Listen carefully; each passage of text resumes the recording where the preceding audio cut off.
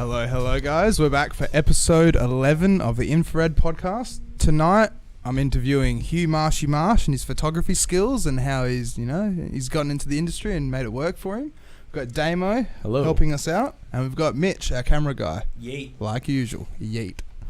So, Hugh, what got you into it? I guess I've got into what? Oh, got into photography. There we go. Yeah. I've always had, I guess, a knack or enjoyed just taking photos in general. So yeah, I've always liked to do that sort of thing. Parents got me a camera around, I think it was 17 or 18. Like SLR or? No, well, like a very... Make sure you're closer to the microphone because it sounds like you're really distant. Cool. Like a very basic SLR. It was a cropped sensor camera. It's a Nikon D3100. Yeah. It's kind of like the starting thing you kind of play around with. Could you pull that up, a Nikon? Mitch? Yeah. Just because they're not that expensive, like $550, something like that. And then one of my friends out of high school thought it would be a good idea to run house parties as a business. So you charge like $15-20 on the door, invite 350 people over to your house. Pretty sure that's illegal to do it. Super illegal. Yeah. 100% illegal. Yeah. Should not have done it, but at the same time never encourage the use of alcohol or anything like that. So it's going to be on the sly about it. So, we didn't know they were bringing what people bring is what people bring. Yeah. You just let people in his house. We literally spent afternoons, we'd like go over to his house, put all the living room furniture in these like bedrooms that were just like on the ground floor next to his living room, clear out the garden, set up these marquees, and then they were just like, one person was just like, we should have photos, and then one guy was just like, I've got a camera but I don't want to take photos, and I'm like, give me drinks and I will do it anyway. This guy. And it was just, I think it just became a thing that really helped me be more outgoing as well, because you're forced in that situation to like actually go up to people and like talk to people. And back then it really wasn't one of those like, hey, would you guys like a photo, I'm the photographer here tonight, blah blah blah blah blah. It was like, the fuck are you guys up to? Click. Just like doing spontaneous really dumb shit. And that sounds awesome. Jumping off the roof, you ever caught that photo?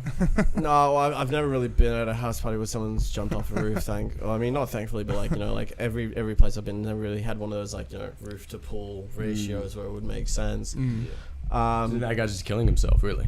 Yeah, exactly. Or at least like breaking an ankle from like a one-story drop. I thought there was a pool there. I'm sorry. He's like, dude, you land on the driveway. Yeah, pretty much. And then from there, I got I was friends with I did a couple of I ended up doing a few more house parties, because house parties became like the fashion to do. It became like hosting a house party and then like charging people at the door, and then you'd use that door fee to basically pay for a DJ or photographer. Yeah. So it wasn't like, just like that. There were no more gathers anymore, or park parties and everything like that. People would have like legitimate like big house parties, and then they'd pay like some people like, so me and some DJs who I guess like my age and things like that, we would like fresh have like, so talking like year 2013, people getting into the DJing, not at any venues at all. Photography in clubs, I guess, was a thing, but it was more already done by people who were, established. 23, 22, 23, going on to like 25, like, like you look like an adult, you are an adult kind of a thing. You're doing photos in these places. And then here along comes like this wave of like fresh 18-year-old people who are like getting into all this sort of stuff. I mean, that was all like 2013 was all just us kind of like getting our toes in the water and that kind of thing. I mean, you would have people like Little K, Chelsea Badger, and Perry Winkle, who are already in venues like at the Claremont Hotel.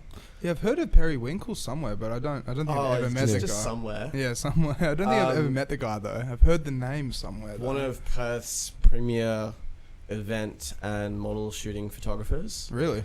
Yeah. But I think like the thing is before him though was Chelsea Badger, and Chelsea, she was doing, you know, events and things like that and venues, and then she's gone into actual like other stuff. Like she's a great wedding photographer, and not only that, but she actually tours around with music artists now every so often. So she's shot for Taylor Swift, and she did a few jobs I think for Alice in Wonderland. Holy crap! Yeah, that's where the money's at, and the weddings, of course. I think the weddings would be the more consistent cash cow on that one. But yeah, definitely like you know, you've gone from a couple $100 here and there at a house party, house parties and venues to exactly charging a couple of grand for all that sort of stuff. I mean, like that's where Perry's at now.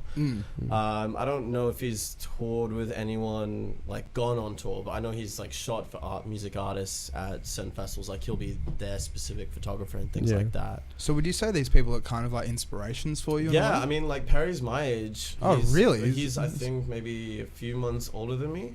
And he's the premier. He's basically like he's the top of the top. I mean, I think that was the thing. Like him and Chelsea knew each other in high school because they were both at private school and things like that. Meanwhile, I was over at public school, and I didn't get into photography as a serious thing until like towards the end of 2013 and 14. Yeah. And they were, you know, already going into venues and things like established that. and everything. Yeah, well, they had more of a foot in the door. Yeah. Like at least like a year ahead of that than I was at the time. And you know, since then they've just been going like power to power. Like they just smash through everything. They're just going higher and higher and up in the types of photography that they love to do. Yeah, because you can make a lot of money being a photographer if you know how to do it right. Yeah, you can. I mean, like it just comes down to being, you know, professional. Sorry? Professional? I mean, no, okay, like, yeah, you got to be professional in what you're doing. You need to know how to market yourself. You need to know how to like get out there. How to, I mean, networking is a huge part of any industry, but definitely like especially in the creative field. In a creative field. On average, like, how long is the grind? Yeah, that's a good question. Picking it up. Yeah, what would actually making it a full-time job? That's the thing. Like, how long are you in the trenches? Like I was saying before, I was doing house parties from like 2013 and like young adult setup events by young adults. And then all of a sudden, because I became like sort of like more of a household name kind of thing. No, not even that. Like I became like just, you know, I was one of the guys you would hire to take photos of your house party. But then because I became slight friends with Chelsea, she was working for this media company, OK Media. They basically operate like, you know, they will get clients like venues like the Avery and things like that. And they're like, we can supply you with either videographers or photographers for this price. And then we would get like, you know, we get a brief, or it's like, be here at this time. We want these sorts of photos from the client. And it'll be this much on this date at this time for this amount of hours. Yeah. And then invoice us afterwards after you send us the photos, kind of a thing. Yeah. What would the brief be like though? Would it say like so things like, we want like a specific amount of social photos, like a minimum of 60. We want 60 to 60 plus photos. When you say social, it's just like people having fun. So just people having a good time. Yeah. It can either be, you know, like just straight up with you guys like a photo, and they're just like, you know, they'll pose in front of you, to more candid stuff where you're taking a photo of someone who's like a couple meters away from you, just having a good time and things like that. I think that's the entire thing of why we get hired, is to capture those magic moments. We're content creators for the venues to use in their own media and advertising and that kind of stuff. And basically, Little K, she needed someone to cover for her, had gone through her usual routes, had seen me posting some of my house party stuff, and then she knows me as a person. She was like, hey, can you actually do this for me? And so I covered her at the Avery one night. It was like very last minute. It was like I had like an hour and a half to get there, or this kind of thing. I was literally about to go out to dinner with my family, and I was like, actually, let me out of the car. I need to go get my camera, go to the city. And then the people at OK Media liked my photos, and then I joined onto their roster, media team and their roster. and then they started having me do some other venues. So one venue was at Vic Park, that's closed down now. I think it was called the Causeway. Oh yeah. That's something. Yeah, else that place now, was or it's great just back in the day. Yeah. Yeah, it's like a cafe or something now. I'm pretty sure. Yeah, I think. it was really like I when I was there was like it was a 21st in one room, and then there was like a music album launch in another. Yeah. And then after that, I was shooting. I shot for venues, like I shot for the Subiaco Hotel through them. This is all in 2004, 2014, something like that. And then I shot for where's that place in Leaderville that's got the tree in the garden? Yeah, the garden. Yeah, Yeah. yeah. And it used to be the Lady Hotel, and then they split it up and everything. Well, I right? think it was Yeah. after they split it up into like Yeah, 4 different it's the areas. garden. But Yeah. it was before they had like Blue Flamingo and everything like Exactly, that. yeah. It was just like Just that garden area. just the garden area. So I would go on a Friday from 9 to 10 and just shoot that area. Yeah. And then I'd send off my photos and then invoice them and things like that. And then, but I mean, like that was me, you know, I made a friend in the industry, networked, Yeah. and then Just months hustled. later, Yeah. randomly got asked to cover for someone, and then that got me a regular job with this media agency doing venues. So now I was getting established in venues, not just doing house parties. Is that the direction you wanted to go in, kind of? Definitely, Yeah. yeah. Because venues, they Consistent. Yeah, they pay more. Like, I mean, And how long did that take you as well? that How was many like years? that was like a whole year until I got this one random like message one day. Right. But then the thing is like, I mean, there was one time when I was doing a house party, and you know, they wouldn't have the money up front, and they'd be like, we'll pay you when we've got the money from the door, but we're paying the DJ first, and then we'll pay you. And then by the time they paid the DJ and they were going to pay me, there's like nothing cops left. would rock up, and Oh. then no one, or they wouldn't have as much numbers as they would through the door, wouldn't have anything to pay me, and then I wouldn't get any money. And I've Yeah. trekked it from like Nedlands all the way over to like Oat Street kind of area. Yeah. Mm. You know, also dodgy and sus, and I'm carrying around Yeah, exactly. and it's dark at night. It's like, Yeah. it's just like, there was a point where I was just like, It's not worth the risk. well, I would say like it was more just like, yeah, like I was becoming more selective and more jaded about the jobs that I took just because of that thing. You got to do that though, because it's like I got booked to do the Universal Bar the other week, and I don't ever play in Northbridge, but going there on a Thursday night and hanging around, it was just dodgy. It's just like Really? On Thursday? Thursday night Universal Bar, like the Uni Bar was good, Mm. but then walking the streets, going back to my car out the front of the Galaxy Karaoke Bar, and it's just along that strip. There's just Is that the really I mean, lit up there's- one? yeah. There's Like- always people. I mean, I feel like I've worked so many nights now that I'm just unfazed by anyone weird on the street. Yeah. Like, unless someone's actually going aggro and like causing a scene, I don't really pay anyone much notice anymore. Yeah. I just walk past and get on with it. Because Yeah. I'm usually the same as well. I just go to work and then go home kind of thing. But I legit got stopped by some African dudes, and they were like, "Oh, you got any smokes?" And I was like, "No." "Oh, what's in your bag?" "Nothing." I'm like, "Oh, okay." Then when they started following me a little bit, I was like, "Fuck this." Yeah, I'm out. Yeah. I mean, Like, that's kind of a thing. Like when Yeah. you've got equipment on you. yeah. When you have Yeah. a bag and you smoke, I got a bag and you smell like you're smoking or something like that. No, they just legit. Oh, they just like walked up to they you. just That's walked fucked. past me like, "Oh, you." I mean, there was a whole thing a couple of months ago with a few different venues in Northbridge where, you know, people would be like, Yeah, they'd so go out to their cars just to have a cigarette break or something like that, or just to get some air because the venue would be so busy, and then Yeah. they got mobbed by gangs. Yeah. Of like, But you these- can't- These aren't even like gangs, adult Just- gangs. These are like just- people who wouldn't have been let into the venue decided to Exactly. get pissed in the street, and we're just Yeah. like, we're just gonna take someone's shoes and. yeah, that's And exactly then that just it. goes further, and like they're just like physically put in Insulting hospital. people. Yeah. Yeah, Hey, Yeah, Hugh. it's but you pretty can't crazy. help that Could kind you of just stuff. be a little bit closer to the mic? Sorry, man. That's all G. yeah.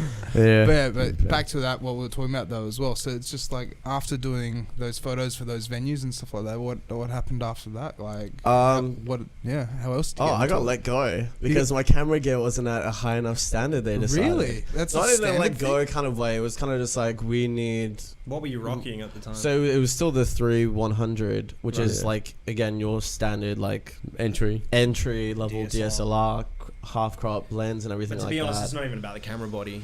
Well, I know. I mean, like for the photos that I was taking, that was a perfectly acceptable camera.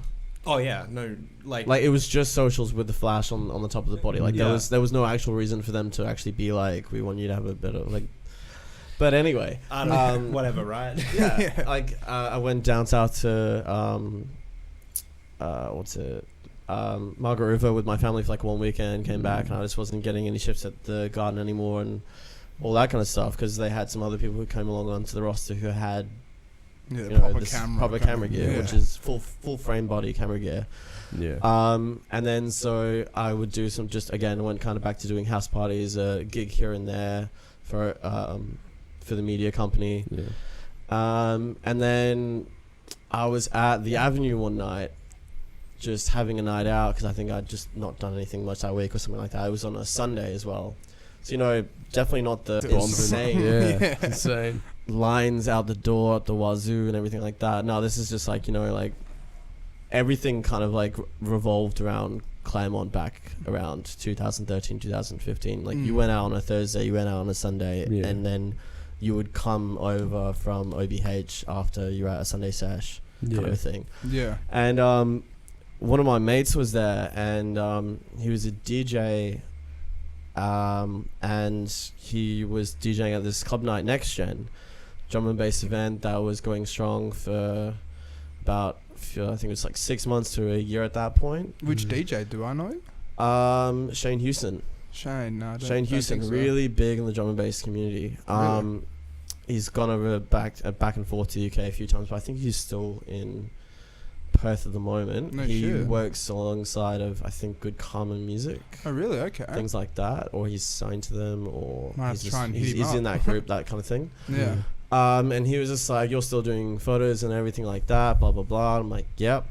He's like, "We've got this student night that we do. Do you want to come down? We're at Metros Fremantle." And I was like, "Metros Fremantle, that would be fucking dope." Because like everything I'd done up until that point was kind of like, your hotels, your bars, nice pubs, venues, your so very, very pubby, like we'll go out for like a wine kind of a thing. Yeah. And it was always like, it was okay to take photos in venues and it was cool, but it never has that energy spark. that makes you really feel the party atmosphere. Well, yeah, it's like when you're there and you're like a club photographer, like, it's, you kind of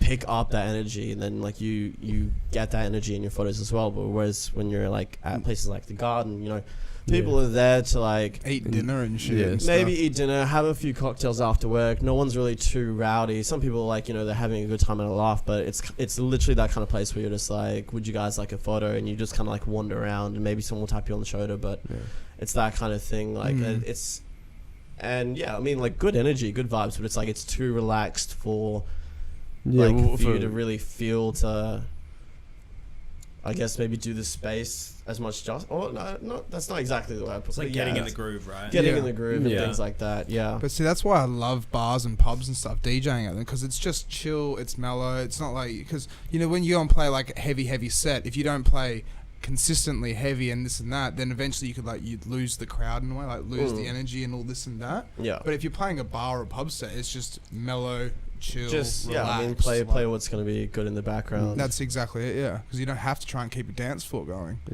But then when you were saying with Next Gen, like what happened when you went and gave that a go? Was it were you anxiety and stuff, or they'd had a few with one of their main photographer at the time was Michael Cadd, who's now I've heard of DJ him. Kid Cadd, and he's smashing it too. He left and went to work for an event called Cactus, which I believe Furman was running at the time. That was at Amber, back in the Amber days. Oh, was that the Wednesday night one? That was a Wednesday night one. They had like a pool pit and things like that. And they had the mascot. Wait, what? They had a pool pit in Amber? No, like a indoor pool. No, indoor pool, but they had like a ball pit type thing. Sorry. That's what I meant. And they were looking for a photographer at the time. I checked the page. They'd had like maybe I think it was like 2 or 3 weeks of some photographers who were just like, okay, like, well, no, some of them were kind of crap. But I came along, did some photos, and photos were well. They kept me on, and then I did Next Gen from like middle of 2015 all the way to when it was like the official last one, which I think was 2017. Yeah. Officially, but every so often they'll just like whip it out if they because they're doing that again as well for Christmas Eve, yeah. I think. Yeah, I think so. Yeah. But at the same time, that's going to be in the main room at Metro's Fremantle, and they've just fully renovated the entire like lighting rig in there. Oh, really? It's insane. That sounds So pretty cool. that I think would actually be really. I mean, it's if you've got nothing to do on a Tuesday, and I know like a lot of people our age, especially, it's like, you know, Christmas Day, that's like an obligation. You go and do something, but like Christmas night. Christmas night, yeah.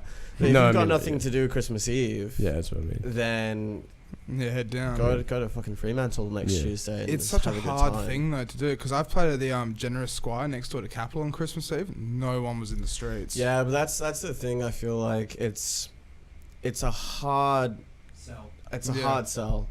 So many people have obligations, but then, you know, there are people who just like, you know, they're like us. They live out of home. Yeah. They're young adults. They don't really have a plan. Maybe they'll see their family for like a Christmas dinner, but then, you know, dinner ends. The weirdest thing I find about Christmas Eve quickly as well is that for some reason English pubs and Irish pubs, they go off. Yeah. Like Christmas Dude, Eve. that's because Christmas roast. Yeah. Yeah. I would. To be fair, I mean, like, I'm English, but I would rather go to an Irish pub for like a roast than. Yeah. Yeah, because fuck England, am I right, guys? Just quick shout out to Ireland.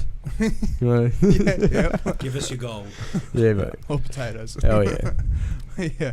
So, So- yeah. But But- yeah, and then working at Next Gen got me into working for Metro's Fremantle, which then got me working for Capital Corp. And at the time, Capital Corp just owned Just metros and caps. just right? Metros and Abs Cabs, yeah. And then obviously they decided to change one of their office spaces into the Edison. Yeah. And then from there, then they got in a good position where what was it called at the time? Before the Lookout, it was Matisse. Matisse. Yeah. Yeah. So Matisse was Matisse flop. It didn't flop, but they just like no one really would go there because they had a few different issues. You know, dress code was too strict. People would be getting in fights. Yeah, it's Yeah. too pretentious in a way. Too pretentious as well. But with Yeah, I think fighting that as was- well. Well, that was Was the it gentleman thing. dueling? Nah, like just, you know, stupid fights in the street with guys who were being too aggro. But I mean, that was Yeah. the thing. Like the whole idea was that it was too pretentious and too expensive to go to. Yeah, so it's Yeah. good to just fight in the streets to show them up. Yeah, kind of thing. Yeah, And then also the whole Scarborough Beach area was, you know, going underneath construction for I think it was like a year Yeah. and a half, 2 years. Is it almost. still under construction now? Nah, it's all done. Like, everything Yeah. that they were doing, like they got rid of one car park and put in that area that they've got for those Yeah, night and the- markets, which and the goes off. skateboards. and- To be honest, Yeah. before the Lookout, I never considered Scarborough Beach It as a wasn't. going out No. No, destination. it No, it really was wasn't. no, but like that was the weird The thing. Like Lookout's you been would very successful. Very successful. hugely. Yeah. I mean, you would go out on like back again. Like I You go out for hate family that I'm dinner. saying back in the day so much. Yeah. But it really is like things have changed so much in like the past 5 years for Perth. Yeah. Especially with venues.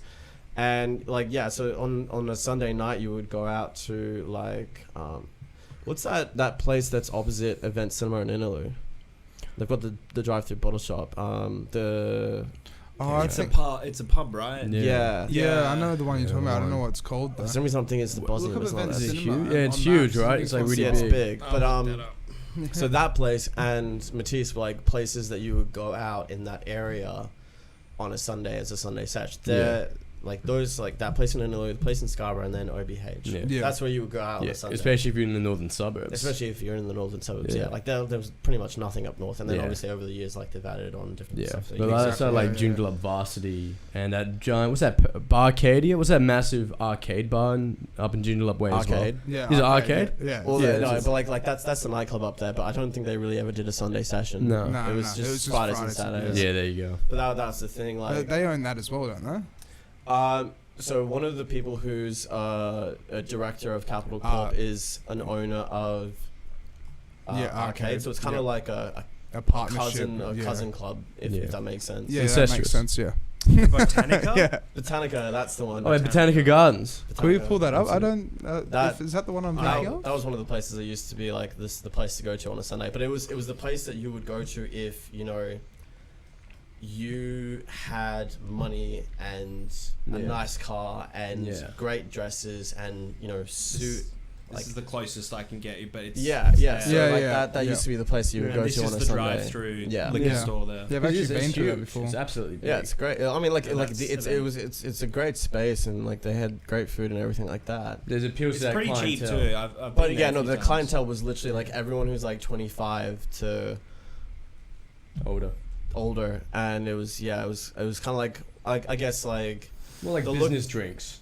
no, it's like literally like if you were 25 and you wanted to hang out with people who had money, You go sugar there. daddies, ahoy. Yeah. Yeah. Or if you were just kind of like if a very socialite type person, it was like the place you would go to. Yeah. And that's kind of turned into where the Lookout is now. They've kind of like all Yeah. those people who have money and like And they just the go there Scarborough now. area, Yeah. like anyone that you see in Scarborough is like attractive now. Yeah. That's very Yeah. true. Not now, but like No, yeah. fucking just true, though. Majority of the them. majority Well of done, everyone people. who goes to Yeah. it's like it's a very like clientele of Yeah. hot people, and then because it was such a place to go to, Yeah. everyone who's like Yeah. fresh 18 everything, like they Yeah. see that it's such a it's It's a really- place that goes off, and it's Yeah. again great space, and you got the bowling and everything. Yeah. Younger people then go there, and then It just attracts it's big just- crowds. It's just a huge crowd. Yeah. Yeah. And, just uh, turn it into a monster, and now Oh, everybody's it's there. a huge monster. I can't wait to see what happens when the Irish pub next door opens up next to it. Yeah. Ooh. Because the entrance for that is where the smoking area is Yeah. for the Lookout. So literally, if you go out and you're having a smoke, You're out the front of an you're out Irish the pub. front. You Yeah. can't like wait around and go back in that entrance again. I'm pretty sure, Shit. because like they don't like the Irish pubs obviously not gonna want people to just like smoke out the front, unless it just turns into that like a whole weird thing where obviously everyone's just just- smoking outside the front. Are you allowed to have a venue that can have? Can you have a smoking area in your venue? As long as there's no open roof. air. no roof. Yeah. What if you did an open roof Irish bar? What if Well, the Irish that's- see, bar? that's the thing. The whole dance floor area of the Lookout is open roof. So you Yeah. can smoke on a dance floor.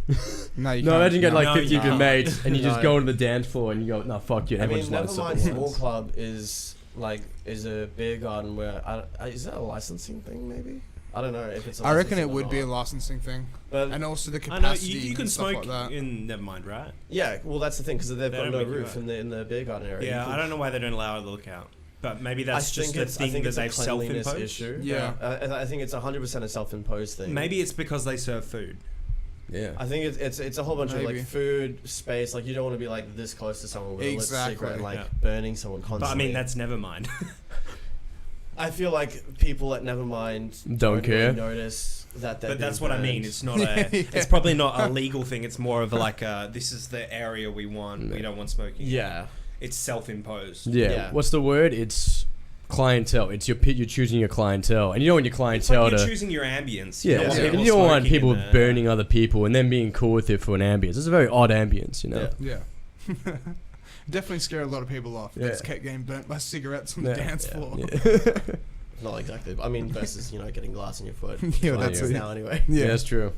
because they don't Yeah, have you can deal plastic with cups that. or anything, do they? Now it's all glass, right? That's legal, right? It's a legal requirement. I'm not sure. Because I remember with Matisse, they were trying to get rid of all the glasses and taking them to Capital and stuff like that, and they're all plastic. And then they swapped to the shatterproof glass, or shatter glass, whatever the hell it was now. I think it just breaks in like a very specific way, like more squares and chunks, less Yeah. Yeah, less sharp. shards, Yeah, kind of a thing. Yeah.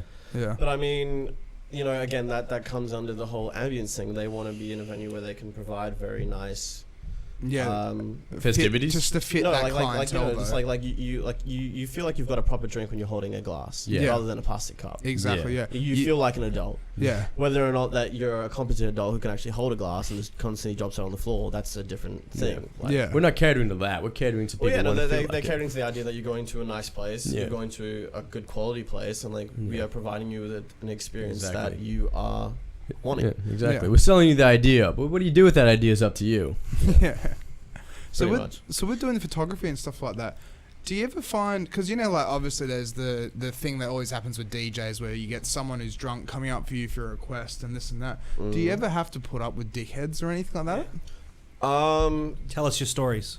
Well, Yeah. What's the one worst time thing that's when ever I was happened? at Metro's Fremantle, they've got LEDs on the in the main room they have these pillars, and at the moment now since the renovation with the lights they've got all the pillars are LED operated, so they've got animations or video or whatever it is going on them, but before that they used to have these kind of So you would have like the pillar, then there was like an outer tube, and there would have like water with a red light going up it and like bubbles, kind of a thing, something like that. So one time I went on, climbed up onto it just because I wanted a higher view of the crowd without going into the second floor, just to get a better crowd shot. And someone who was drunk, some chick, I actually forgot who it was, but it was someone I knew at the time, well, trying to get my attention for a photo. And just because like I was like holding on with one arm, trying to like take the photo like this, just like I was like, just give me a sec, while I take the photo. They went up and grabbed me by the balls. But literally. Like, properly like grabbed me by my balls and would try and get my attention, kind of a thing. And they were like obviously shit faced and thought it was funny and like thought it was just like a honk or something like that. But I was just like, Yeah, a hell of a honk, man. Sexual assault. yeah. And I was like, the only reason why you're not getting kicked out is because like I consider you a friend. Legit. Otherwise I'd be like, Yeah, get the fuck out. please someone escort this woman. Imagine being a clown and that's how you honk your nose, grabbing the balls. Yeah, it was a proper like grab and tug as well. Oh, So they tugged it too. Yeah. Damn. but yeah, anyway, I just got Did they do a down bit of after a that, twist took as quick- well? No. Anyway, I got down after that, took a photo, and then fucked off. But I mean, I feel like that the most like annoying thing is like when you get tapped too hard. It's like borderline. Just They're slapping actually you in the being- back? No, not even slapping. It's just like proper like almost shoving. Like they're just being like genuinely almost aggressive about it, kind of a thing. But that doesn't happen, I feel, as much anymore either, just because people are. A bit more respectful and I stuff. feel like that's actually something that's happening in Perth, is that people are more respectful when they're out at nightclubs, either towards DJs or towards I find, photographers. yeah, exactly. Towards DJs, I 100% find that. Because, like, when I first started doing it, everyone would always come up, play this, play that. Yeah. But now it's kind of like I just get left alone. Do you think it's because security's up their game? Oh, 100%. I think, yeah, yes. as well. Yeah, no, because, I mean... like security's always like, I feel like at all the venues I've ever worked at, they've always been very good and very quick to respond to stuff. Yeah. But I don't know if it's just that, you know, so many people have gotten into fights and then had like bans on things like Scantech, which means that they are then banned at all other venues in Perth that use Scantech, Yeah. including things like, you know, going to concerts or festivals. It's just not worth it anymore to get into do anything drunk enough where you would end up getting a ban. Yeah. So maybe it's not exactly the security themselves that have, like, even though they like everything's always getting better. Is the It's apparatus? it's the fact that Scantech is become such a Everywhere. an everywhere thing. Yeah. The That infrastructure, it's everywhere. If you fuck up and get a Scantech ban, that is like your social life done for like 6 months Yeah. at a minimum. And Oh, so they don't just ban you completely? It's like a 6-month, year. I think it's depending on your infraction. It is either that would make by sense. the venue's choice, 6 months, a year. I think if you end up in some sort of a physical altercation with a patron, regardless of if you're in the right or not, Yeah. like if you defend yourself, the fact is if you fight back against someone, you also get a ban. Maybe a lesser one, but you will get a ban. Yeah, you're still in the fold. Because you're in a physical altercation. assault, conflict. That happened blah, to blah, me at blah. the ice cream factory. Were you Really? were you What, recently? protecting At the ice yourself? cream factory. 2 years ago. Was no it a shit. self-defense So they're situation? like the first year that they set up. So let me explain. I was out with a group of people, 9-10 people. Obviously there were girls there, and the group split up for a while, and I stayed with 2 of the other girls. And this one guy kept hitting on one of the girls really aggressively. Yeah. And she came to me and was like, "Can you tell him to go away?" And so Yeah. I did. He wanted to fight about it, Right. and Love that. we ended up on the floor, and we both got thrown out. No Yep. shit. Fucking Yeah. hell. At least you kind of saved the day, though, right? You got the guy. I was trying to explain to the security Well, guy, that's this the guy thing. is a Once- douche. He was once- looking for a yeah. fight. Yeah. What's Yeah. like I mean, security guards, like, I think they've got very specific rules. Like, if you see anyone in a fight, Yeah. anyone involved in the fight is out. Yeah, Yeah. just the whole thing. But the just, thing is, get like, rid if of they them. see you take a hit and not throw anything back, Yeah, then you're fine. then you're fine. Yeah, but like that's the rule. Like, if anyone's in a physical assault, That's I where think it's- that's. Well, you see, I didn't throw any punches. We just were But like the thing is, wrestling, but like basically. you were like Yeah, they saw grappled to the you. floor, and Yeah. then you're like, so you're like Yeah. into couple kind of a thing. So like Yeah. it just looks like you're engaged, Yeah. kind of a thing. it was fine because the place was closing in like 15 minutes. Bro. Yes, so, that's you know, right. no skin off your nose. On to the next venue. Exactly. Right. Yeah. Did you finish it off in the streets, man? He gets kicked out, no, you get kicked out. But we both got kicked out at the same time, so Or, we were both walking out along the You're street. just like awkwardly walking next to each other going the same way. He went to Hold the other hands. side of the road. We were Yeah. both walking towards the Perth City Centre. Oh, shit. Yeah. wow. So awkward as fuck. Yeah. So then, with that story though, have you ever had anything else other than one of your lady friends grabbing you by grabbing you by the balls? Oh, actually, no way. There was this one time. Oh, but it's actually a really bad story on my part. Oh, no. I was grabbing him by the let it balls. all out. No, so I was out. I was working, and someone comes up to me, and I'm like, oh no! Like I went up to these three guys. I was like, hey, do you guys want a photo? I'm like just doing a round, like just doing laps around, just seeing who wants a photo, that kind of thing. Take a photo of these guys. One guy just seemed like in a mood. Didn't know who he was at all. Didn't remember him, anything like that. And then after the photo, I'm about to walk off, and he's like, comes up to me and he goes, like, leans in, like, Can you holds delete me. that? No, he leans in and holds me, and then he said something, and the music was so loud, I just genuinely could not hear what he said. Yeah. And I was just like trying to just be like, oh, okay, what's this guy like? Does he want a different photo? Does he like, he's gonna ask where can you get the photos, that kind of stuff. And then I was like, sorry, Matt, I actually didn't hear what you just said. Could you just say it again?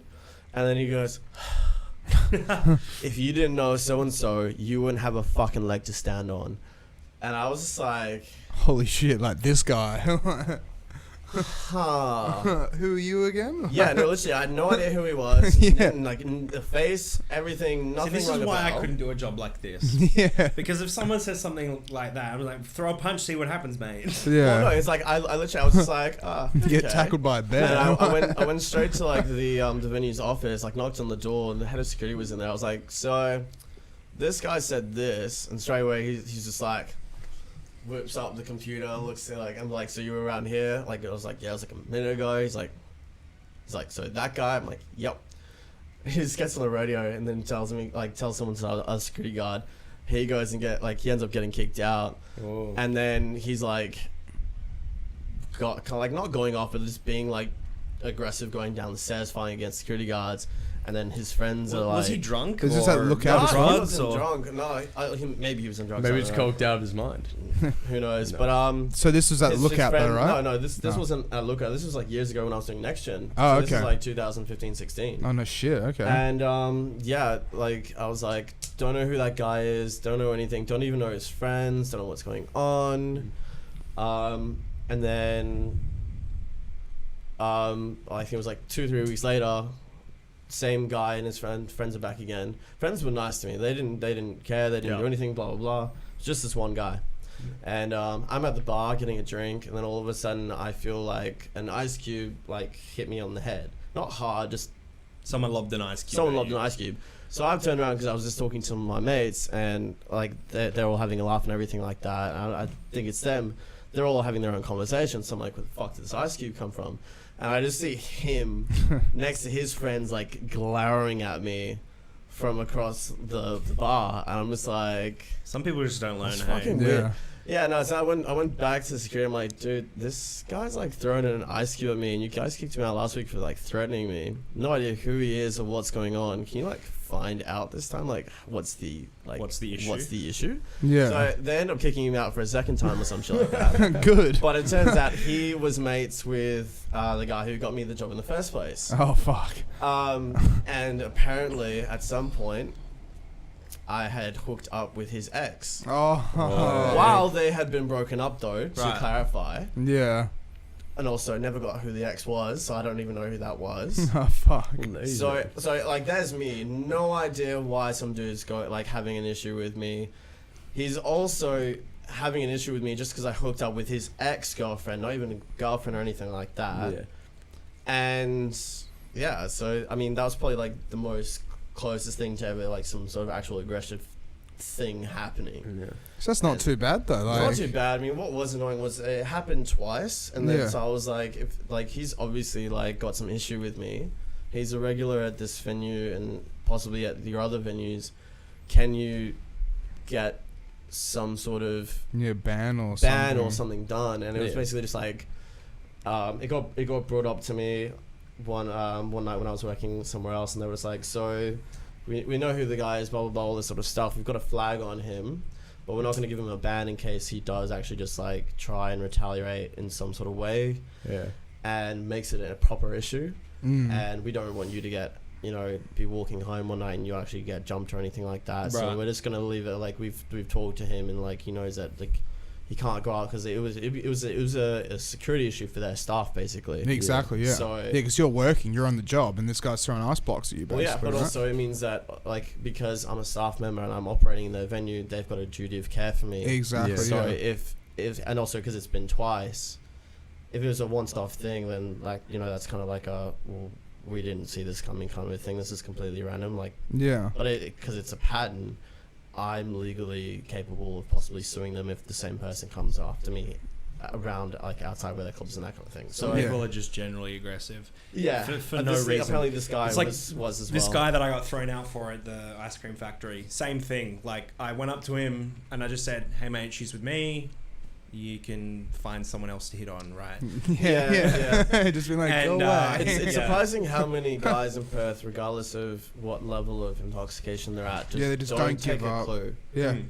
They just don't stop. They just keep going. Yeah. I mean, like, I've seen sober guys be just a hassle for girls, all my girl mates. And then I've seen guys who are fucked up be a hassle. Yeah. Then they've been kind of like a zombie hassle. So it's kind of like you walk fast enough away. And it's weird. Like, when they're drunk, they're more manageable. When they're drunk, it's easier. The worse they are at a certain point, they're more manageable. The sober they are, they're just like fucking leeches. Yeah.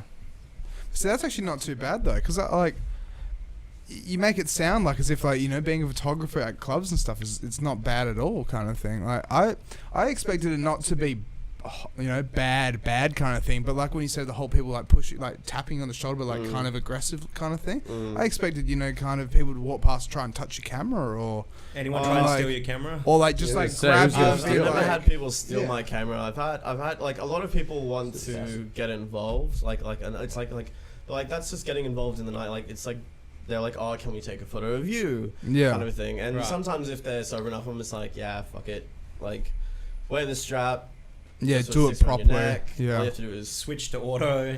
Just press that button. The settings I have are basically auto enough when you know, when you've got a flash on and everything like that. It's just especially when you're in a nightclub and it's all dark and well, I mean, you kind of have your standard preference of settings in terms of certain stuff, and also with whatever lens you're using, that kind of thing. And so it's pretty much point and shoot the majority of the time, unless you're getting into something more creative, like trying to use light trails or I was actually just going to ask, has the light trails phase of nightclub photography passed yet, or are we still on that? No, so when you say, wait, is that the kind of halo, the halo glow? No, what are light trails? It's where you put a flash on your camera and you take a photo and you move it, and it's long exposure, and you move the camera, and then the light streaks along. Yeah. Well, so two of the venues I worked at last week, and I've actually just shared both of their albums. One was the Whistling Kite on Friday and Tiger Lil's on Saturday. The Whistling Cat, where about? Whistling Kite. It's never at heard Secret of it. Harbour. It's a really, really nice pub, or it's a bar bistro. So they've got a really great kitchen, and then they do immaculate cocktails and things like that. And there's a cat there. And basically the brief is that they say light trails, but also light trails isn't exactly my thing. Yep. Not because I think it looks bad, just because I think that if you increase the shutter speed a bit more, make the shutter speed a bit faster, you get less light trails, but then you get more ambient light. And I think that just in general, you know, the more ambient light you have, more interesting the photo. The more interesting the photo, it fills up the space better. Yeah. Things like that. That's what cropping's for. And then that's what cropping's for. Yeah. So like when I was first starting at Next Gen, it was very quiet. Not empty though. There were people there. Everyone was having a great time. But I would shoot in a way that had a lot of ambient light coming through from my shutter. Yep. But I wouldn't have light trails. So I think there was this one where there was this chick, and then behind her there was a disco ball and some lights going off. And so I took the photo of her. and then obviously like I would crop it, and the aperture was on like 3.5, something like that. So it was very like they're just in focus, that kind of thing. And basically just the light made it that instead of having, you know, like nowadays where a lot of the time you'll have like a plain black, or like faded blacks kind of a thing. It's all just color behind them, which is really nice. And yeah, so that's something that I think I'm starting to get back into more now. But that's the thing, like over the years, like you kind of do what's a fashiony trend, but then you also do what you like the look of as a photographer, and it, you know, your whole style kind of like evolves and grows, and your quality of post-production editing always gets better and things like that. So well, it's the journey in a way. It's like you start off just like as a beginner and you make your way through intermediate into professional kind of thing. 100%. Yeah. And kind of going off from that, do you think that you're taking a bit of the your influences? Are you taking on their styles as well? Are you having that? You look at their photos and go, oh, I can do that. I know how to do that, or maybe I might try that out eventually. Yeah. So I think around the middle to the end of 2018, I found a photographer on Instagram called Carol Chadlek, a French Canadian. Did you Chadlek? Yeah, I got the Instagram up. Oh, yep. So he's a French Canadian photographer. He only does low light photography. They're pretty cool photos. And he shoots in nightclubs. Oh, look at that. That's nice. It's good stuff. And so I think he labeled his style as Sacre Bleu? No, in intimate photography. Intimate. Sorry guys who are watching the podcast right now, I'm just trying to fix the display capture because you know how OBS is, it just decides it doesn't want to work sometimes. Let's go display capture. That's all good. So then was doing something like this, because I've always been interested in like how you can make money from Instagram in a way, and through sponsors, isn't it, kind of thing? Like, I think that's one way. Because like, would he make money as a photographer? No, man, honestly, I don't know. I mean, I feel like he would definitely. Like he's done interviews for.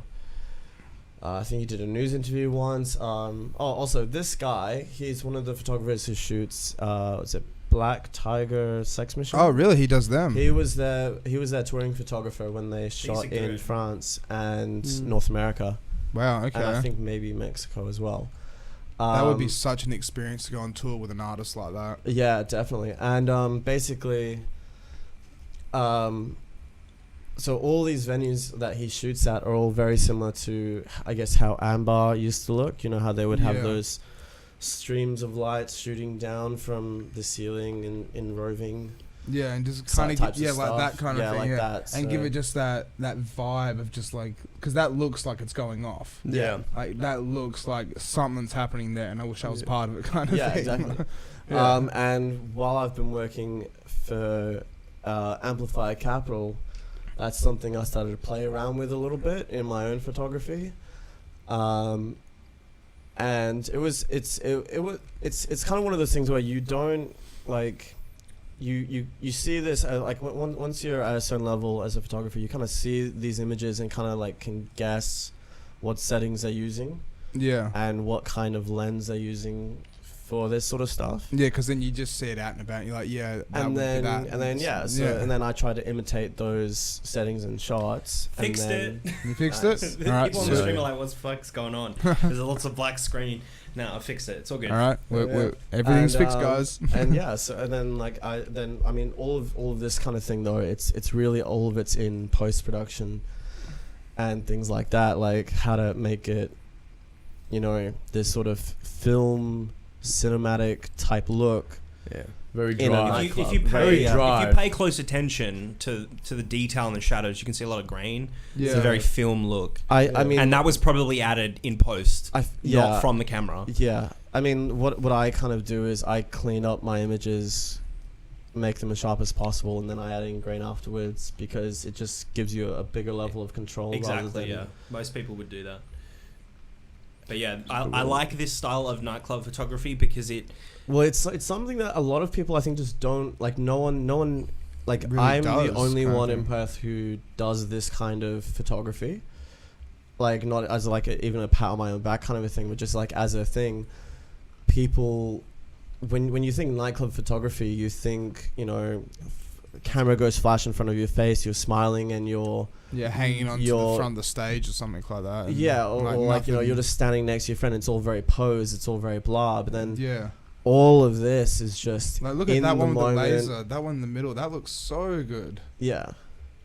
Like so, someone like sort of someone like they've Looks got like she's no being attacked. no idea what's going like that a photo's being taken, and they're just in the moment enjoying their night. That's exactly. And I feel it. like a lot of venues in Perth, you'll get social photos from photographers, and they can be great photos, but unless you can capture a level of Wait, energy. just scroll down just quickly. That girl on the left. Go down. Down.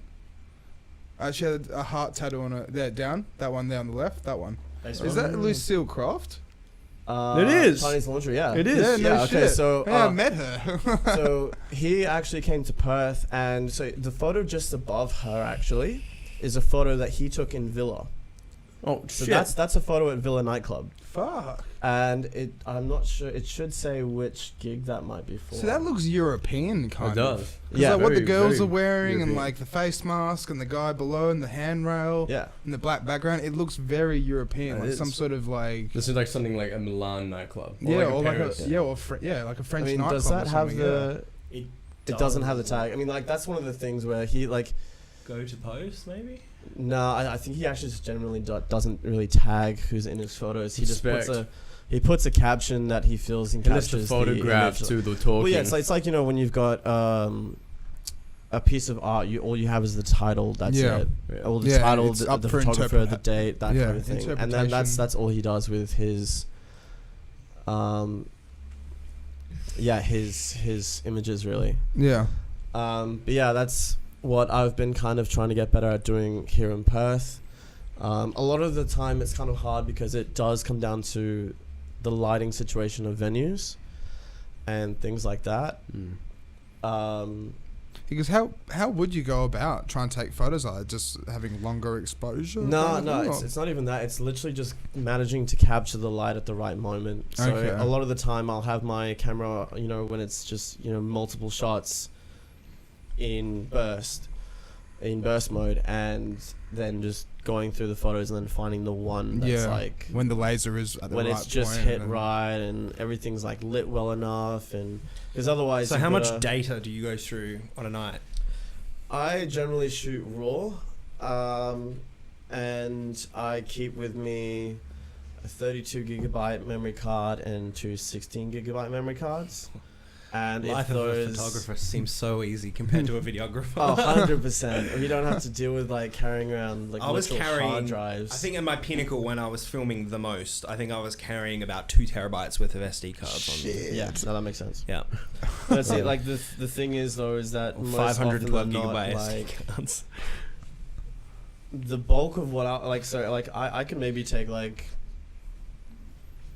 when I was shooting at Capital, I would shoot somewhere between 150 to 250 socials. That's just with a flash.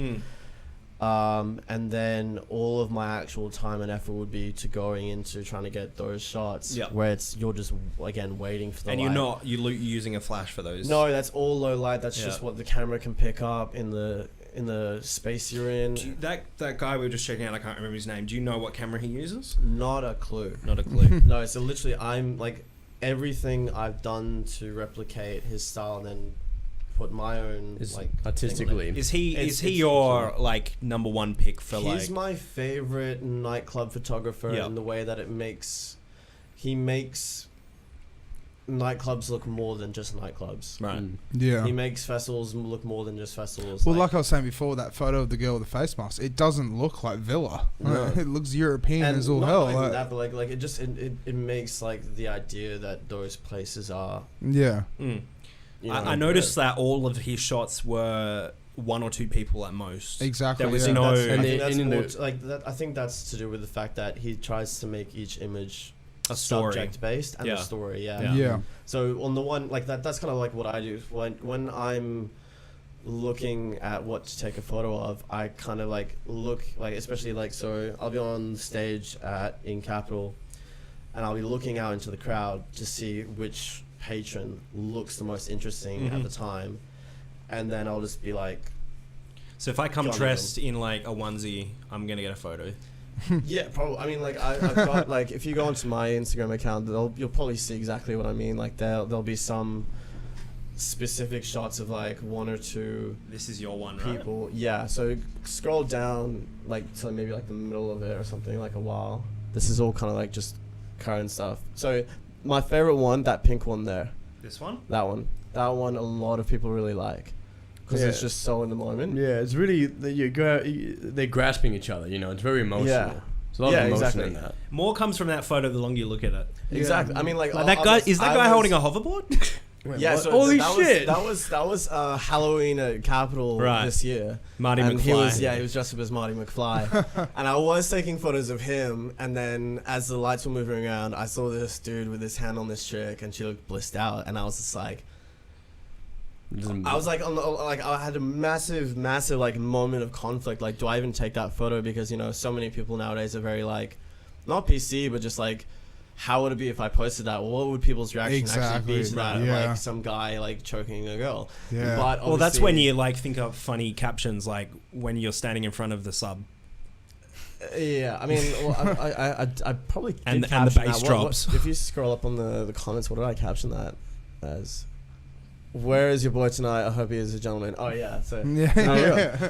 song not too lyric, bad at all. song lyric, but at the same time, yeah, I thought it contrasted with the photo Right. well enough that it would be a bit of a laugh. But see, the Yeah. pinks and that, it's just such a nice Yeah, it's Yeah. everything about it. But see, just that's vibrant. the thing I was just telling you earlier, that I like my photos to pop. Yeah. But what I hate is when things blow out, like when colors get too much that they take out any yeah, detail. they saturate, right? Well, yeah, I mean, like saturate for sure, but yeah. So when things are oversaturated, or you know, You're losing the highlights, grain. You're losing the ambience. The ambient. You're losing ambience. You're losing detail. You're losing a bunch of different stuff. It's too over. Then So- it's too overproduced. I think that's something that once I get the right tone of the image and the right colors I want to use, then I'll bring things back. Yeah. Just that's one of the things I do to edit. And also I think when you bring things back a little bit, it does give it that more cinematic feel. Mm. And you can still, like, depending on which hue of what colors you use, you can still make things pop. And like that probably looks really saturated, but I've desaturated that a fair bit just to get things in control. Mm. Yeah. Like trying to, yeah, It's exactly. very trying vibrant, though.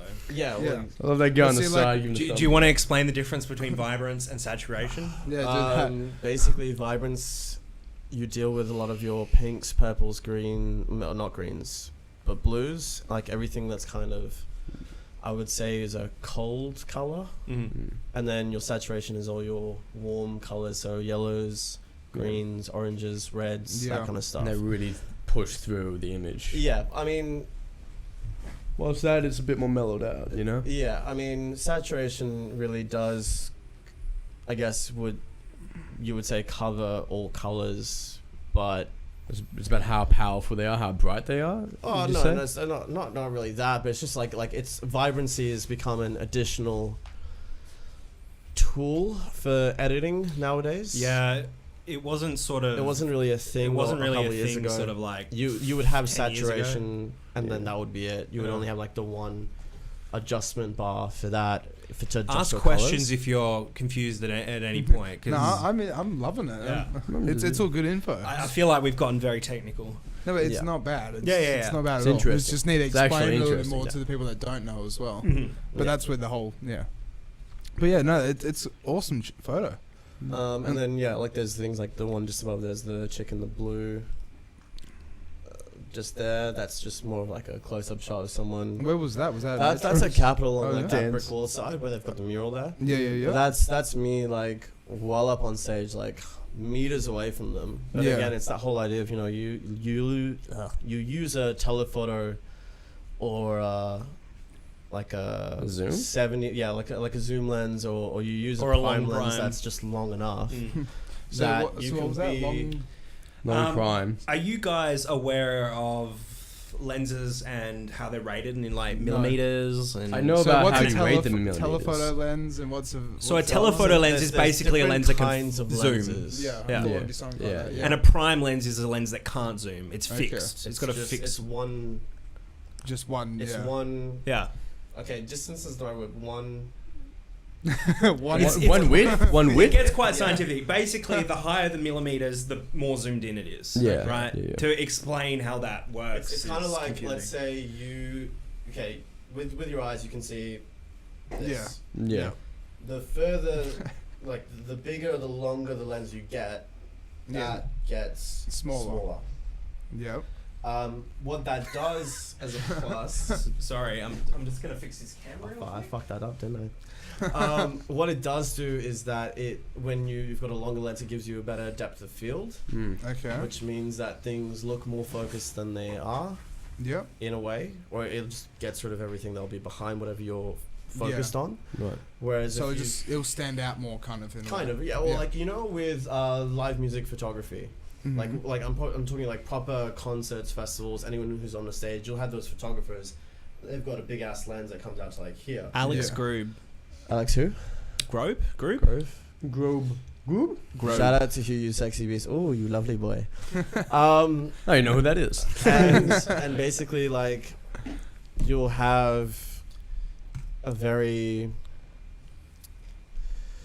kind of so basically like, you see her, she's completely in focus, and then everything else and is the blurred guy out in the behind her. background. Yeah. You get that more with the longer your lens is. Yeah. Whereas if you have a wider lens, or something like I use a 24mm prime lens for my social or my general nightclub stuff, it's a wide lens like this.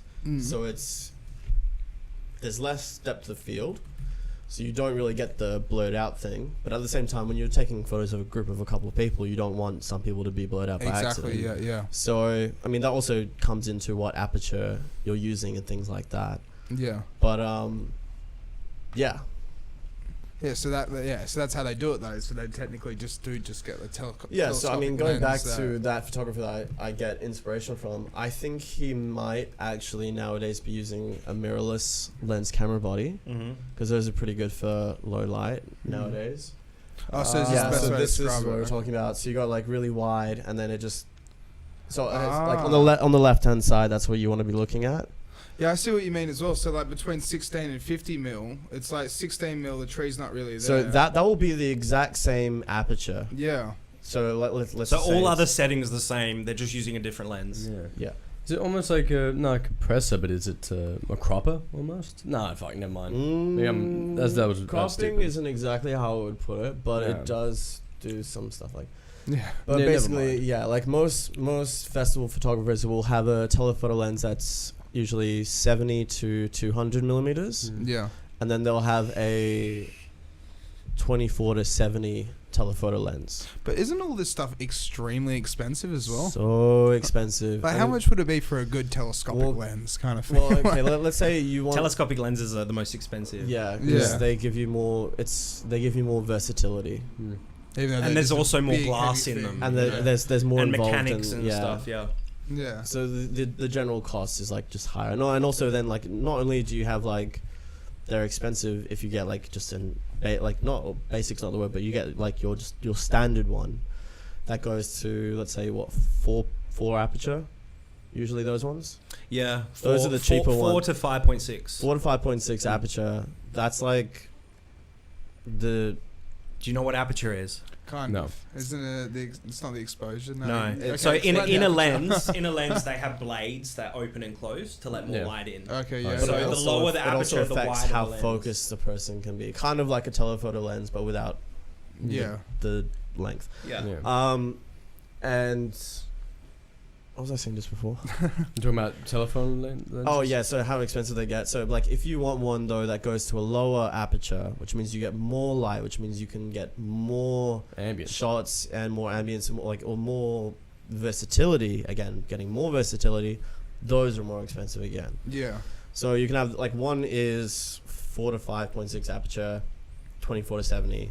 that'll be $1,200 Yeah, it's still a lot. for like I was that. expecting and you then to say 4 or 5, but like Yeah, 1. for the cheaper end. For the cheaper end, it's Yeah. like 1.2 grand, and then for the nice one, which is like the lowest they still go to is just 2.8. Yeah, something Yeah, like that. 2.8. Well, it depends what brand you're talking about. Let's just say Nikon or Canon. Nikon or Canon, yeah. So It's 2.8 at the, for a good top end 2 consumer point- lens, you're looking at about 2.5 2 grand. to 2.5 grand. Yeah. yeah. shit. For a telephoto. For just the lens, like that's not even the camera body. That's not even the camera that take photos. That's just the lens. The So cheapest much. lenses you can buy are the Primes because they don't move.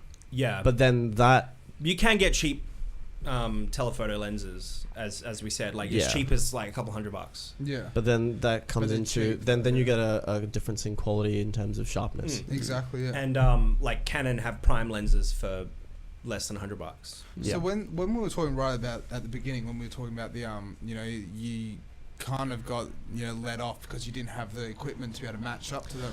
Oh, well, What did you have basically, to- I did those next gen jobs and I did some other jobs Was and I that just still with the same equipment though? same equipment. I Yeah, no mean problem. like I was on no problem, but I We have a also- question from the audience, by the way. Wow. Alex Grub, thoughts on macro mode? Macro mode. What is Honestly, I've macro never mode? actually used macro mode. I've never used it at all.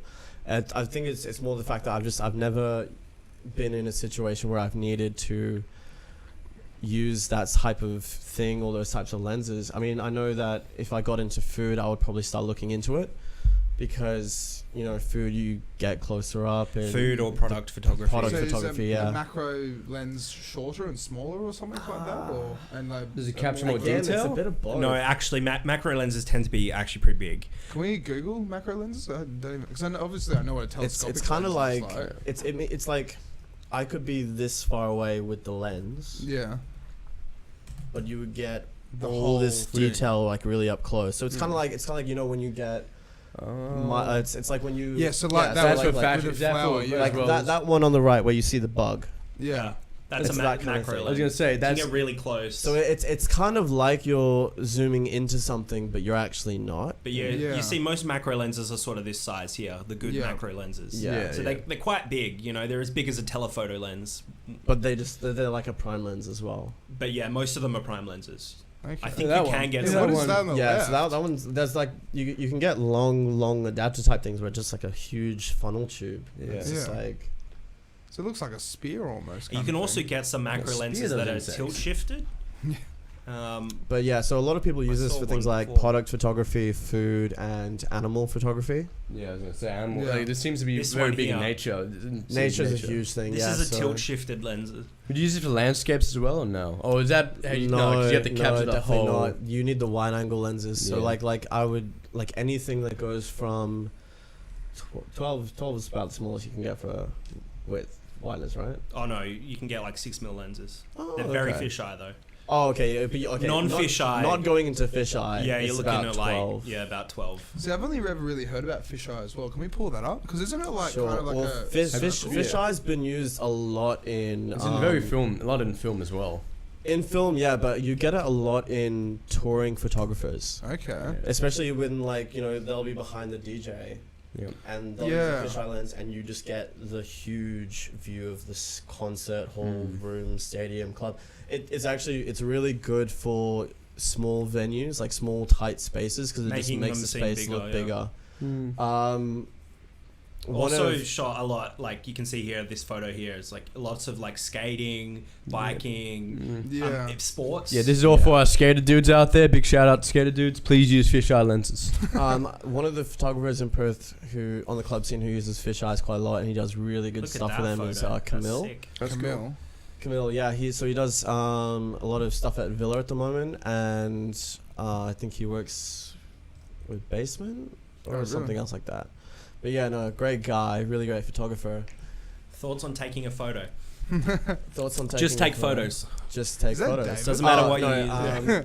Basically, How about your thoughts on shutting up, David? Yeah, Dave. What the fuck? basically, I think when it comes to just taking a photo, just Take a photo. fine. Well, yeah, no, just take a. I would say like if you've got a free afternoon, go somewhere you think is interesting and just take as many photos of different things as you can. Yeah. Like, go walk around the city, and if you've got a telephoto lens, take photos of people walking in the street. Not even that. You can do it with your phone nowadays. They all have manual settings and multiple lenses and stuff like that. So play around with your phone settings to start with. Don't go and buy a DSLR. Oh yeah, I mean, like if you're saving on money, 100%. Like you can use. I think if your phone doesn't have a setting, then you can get an app that puts the setting on your phone. Also, you can get mirrorless cameras now that have interchangeable lenses for like sub $400. They're that cheap now. Yeah. Fuck, I should go into that. Yeah, that's kind of it. I mean, Jesus Christ, this chair. I would say like before I got Sorry, into the whole. I was blasphemous then. Blasphemous. Yes. No, blasphemous. How dare they? No, that's so good. I would get me a say drink, though, that. if you want. Yeah, actually, water refill. You're would be actually great. going to do it? Do you want to drink that? I would love a water refill or something like that. Get bottles, yeah. Or just get me a bottle. I would say that like when it comes to, you know, shoot what you enjoy, but then also you do get better at what you enjoy shooting. So things like the whole intimate photography that I love doing, just because again you get photos with all that energy and that storyline, or like you wonder what's going on in that image. To be honest, it's like the lazy man's portraiture. Because you don't have to pay for models or So the lazy man's portrait. Portrait photography is taking photos of people. Yeah. But usually you can't just walk up to a random stranger with a big camera and be like, unless you're. So that's what I was just about to ask as well. Like, what and are then the you really legalities? get punched in the face. Like, what are the legalities with taking photos and stuff? Like, when you go and work in a club, do you have to sign anything? public space is fine. But so public space is classed as the streets of Fremantle kind of thing, right? Yeah, so okay, if you're walking around that cafe strip and I take a photo of you, I can do whatever I want with that photo. Yeah, exactly. Yeah, because it's public. But right? if let's say. But what happens if someone?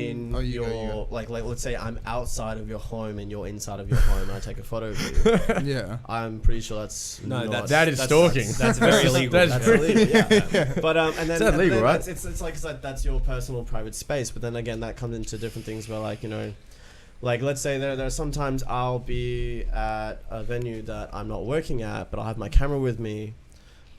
You.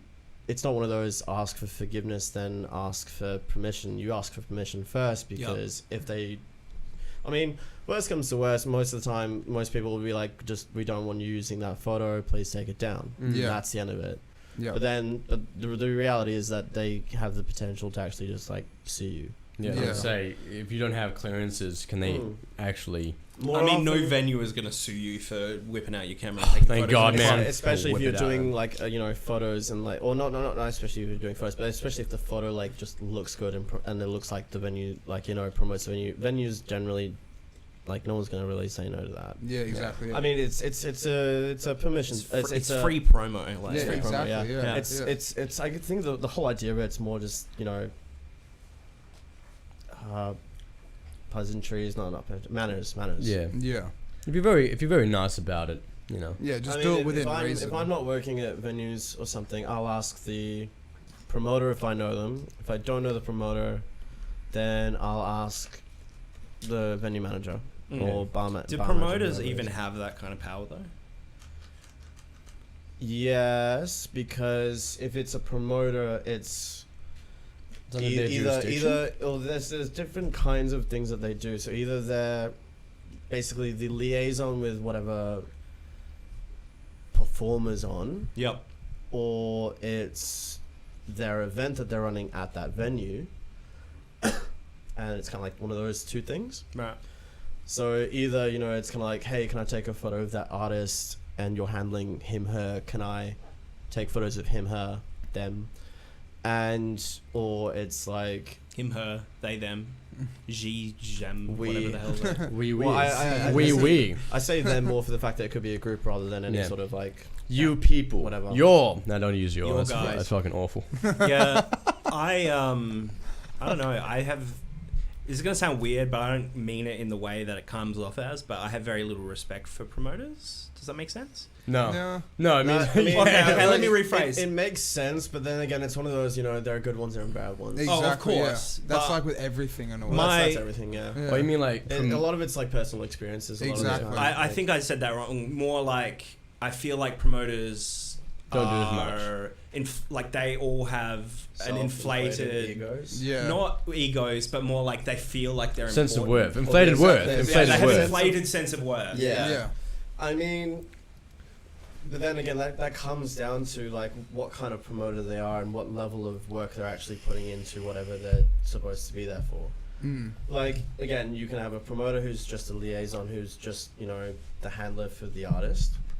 That's more of, I feel like, a corporate promoter. You know, Yeah. it's like someone's been told to That they actually have to go out and do that. go out, yeah, like, you know, take care of this person, take them to dinner, take them from the hotel to the gig, make sure that they're having a good time at the gig, blah blah blah, make sure that they perform at the gig, Yeah. all that kind of stuff. And like that's that whole movie when you've got who's the chubby fat guy? He's always in a lot of stuff. Was in Superbad. Oh, you no. Jared? No, not Jared. No, not Seth Rogen. Seth, no, the other guy. one. the other one. DeFranco, or whatever his name is. No, he's handsome. Hand on. So the guy who played the chubby kid in Superbad, who's one of the main characters. I know exactly what you're talking about. And now he's like, he was in Superbad. Yeah. He was in weight. Wall Street. Yeah, He's yeah. been in movies with. Jonah Hill. Yeah, That one. Jonah Hill. Jonah Hill. Thank Jonah you. Hill. So yeah, there was a movie where Jonah Hill was not a record executive, but he was like part of a record company, and he was his job to like get Get him to the Greek. That's the movie I'm thinking of.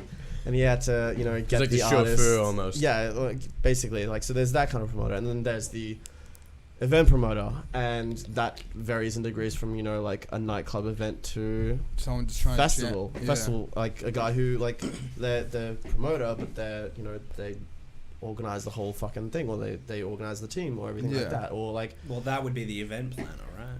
Surely. And promoter. Usually, when it gets to a certain level of scale, you end up having a team rather than just the one person. That's what I mean by there's a difference between having the a only promoter. way I know promoters working in Perth is that clubs will be like, yo, you want to be promoter, we'll give you free entry if you sell that's the only X amount of I feel like, tickets. yeah, That's that's exactly like, that's it, like bottom tier shit. Yeah. Because you either get the promoter who like does it for the free entry, Yeah. like brings their friends, blah blah blah. Then you've got the promoter who does that, doesn't get paid, but then they do get paid in like bar cards. Yeah. Yeah. So like I've known people who've, you know, brought 50 plus people or 50 to 80 people, use their name on the door, and then that's equivalated to like $300, $450 bar tab for them. Yeah. Because of like they've hit certain targets, or like they get a certain amount of people, they get a You certain couldn't amount drink of booze. all that, surely. You No. can't. And basically what happened was people would get basically they would give themselves alcohol poisoning. Yeah. And I mean the idea is Not that you surprised. share it, the idea is that you as a person share it with your friends, those 80 people who use your name, Yeah. that kind of thing. Yeah, not yourself. And then basically, you know, like if you just end up going out and don't really know these people, don't make a connection with these people, either A, they stop using your name and go with the promoter who does, Yeah.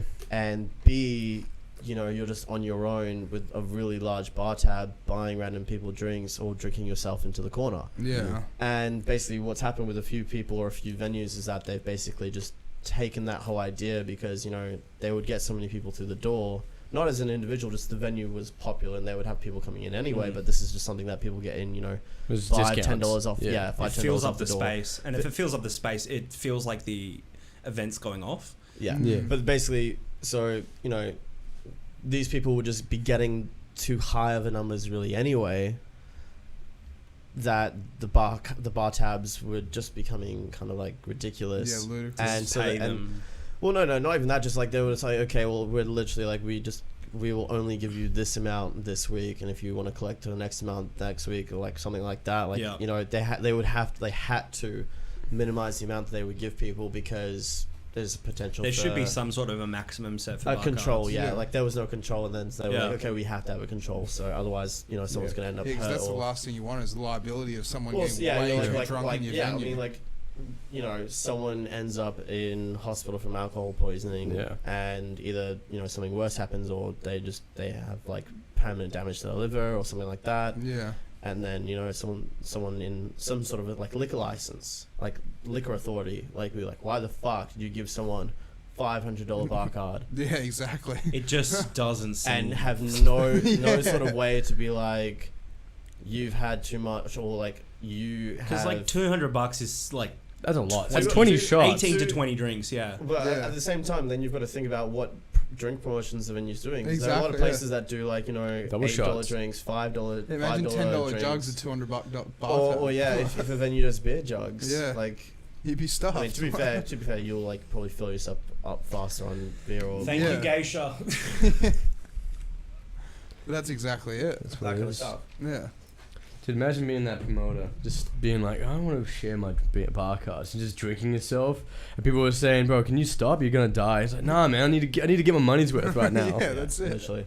I mean, Yeah. yes, I mean, like, and then obviously from you know, people who get drinks is their payment. Then you've got some places that actually do have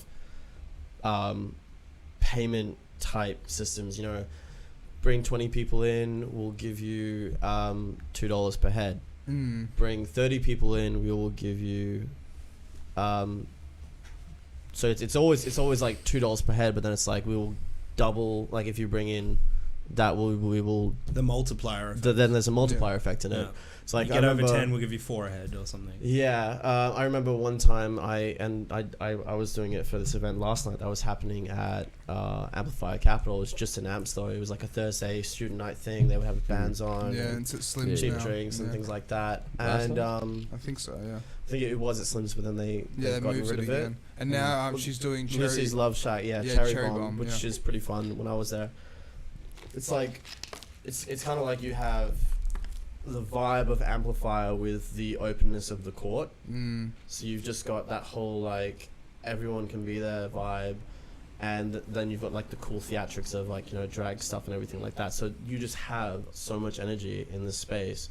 Plus also pizza's there, so that's always great. Yeah, yeah.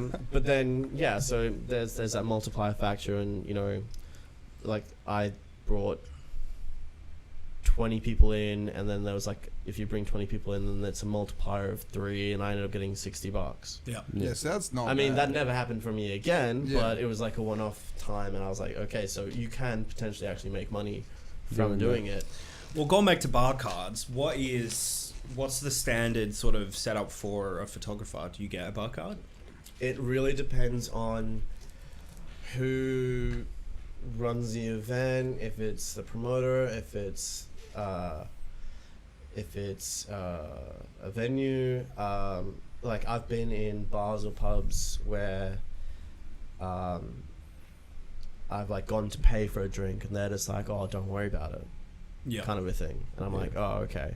Mm. And then I've gone in, I've worked in places where I actually have a bar card that has a limit on it, and then I give it back. And then I've worked in places where I've had a bar card that's like just been my bar card. Yeah. And again, that's got a limit on it, but like, you know, every time I'd go into work, then I'll be like, can I get this reset? So it's like refreshed, but the money's back on it, things like that. Like it wouldn't automatically set, but so, Yeah. you know, no one can abuse it. Like you can't just like go in randomly on a Yeah, 'cause random weekend. that's what like Capital does, isn't it? It's like you get given a bar card, then at the end of the night you have to give it back, kind of thing. I'm pretty sure. No, they used to have that, but then they changed it. Yeah. So, So I remember doing that so many times with Anton. He'd give it to me and I forget to give it back to him. Yeah. We used to have silver and gold ones. Yeah. And then they got a new till system, I think, that worked for all the venues that they now own. Yeah. So yeah. then, because like it was a hassle. Like each time you would have to like. Yeah, you have go to to- sign it and stuff. Well, yeah, and- you would have to go and sign in and get or find the bar manager, and it wasn't just like me it was like just everyone who had access to a bar card, and also all the tills were all different. I and remember everything having like to do that at Amplifier. Yes. Having to find the bar manager and having to talk to them and Yeah. signing in and stuff like that. So Yeah. Yeah, so then they were just like, we're just gonna have every venue will have the same till system. Every venue will like these cards will work on all tills on all venues, and then they were just like, this is your number, Yeah. this is your bar card. That's pretty cool. If you though. lose it and want another one, you'll have to pay for it. Mm. But otherwise, you like use your tab number is on the back of your bar card as well, if in case you don't have it, kind of Yeah. a thing. Kind of like time zone. Yeah, I'd say so. Yeah, kind of. Yeah, with reward systems. Yeah. Yeah, there you go, man. So back to photos and stuff like that. We were talking just before we started about how like, you know, you can do it with the new iPhone 11 Pro or whatever it was. That's probably the best one to use as a reference. Yeah. Yeah, but then so with that though, it's like, you know how you can go and buy lenses for your phone cameras and stuff like that? Are they just gimmicks or like? Depends on the stores you go to. If you're just at like some strip mall. We've got iPhone covers, phone screen protectors. Yeah, then that's just a gimmick there. Then it's a gimmicky kind of thing. But then if you go to like a photography store and you're like, I want some of these lenses for my phone, there are nowadays proper venues that. But all it really does is it just it just gives you that wider angle or. Yeah, so it doesn't really do that much. Well, it does what lenses are supposed to do. But like, you're not gonna have something that you like, and also, you don't attach them to your phone. You kind of just stick them over. The camera over the front. Over the front. Yeah. Does it work? Is that? I got given once as like a Christmas present, or not a Christmas present. It was like in my stocking kind of a thing. As like you get your little kind of like mix and max. Like. You Secret Santa type deals. Yeah. And it was like on a keychain type thing, and I put it on my thing, and I was just like trying to get it to work on my iPhone. And I was just like, this thing is just generally kind of shit, and I'd rather just use my iPhone how it is. It's probably a cheap one. Yeah. The thing it can't improve. It can't improve your image. Yeah, that's exactly it. Just gives you it can. option. It can do well with effects and things like that. So like neutral density filters. You lost me if there. you want like. Like helps with sunlight, things like that. Different filters basically and effects, so you can get that wide fisheye look with a lens on top rather than having it done digitally, which kind of sucks. But that's one of the things that that's with the new iPhone 11 Pro is that you've got those 3 different like lenses in the one phone now. Yeah, because with the iPhone 11 Pro you've got that huge wide look.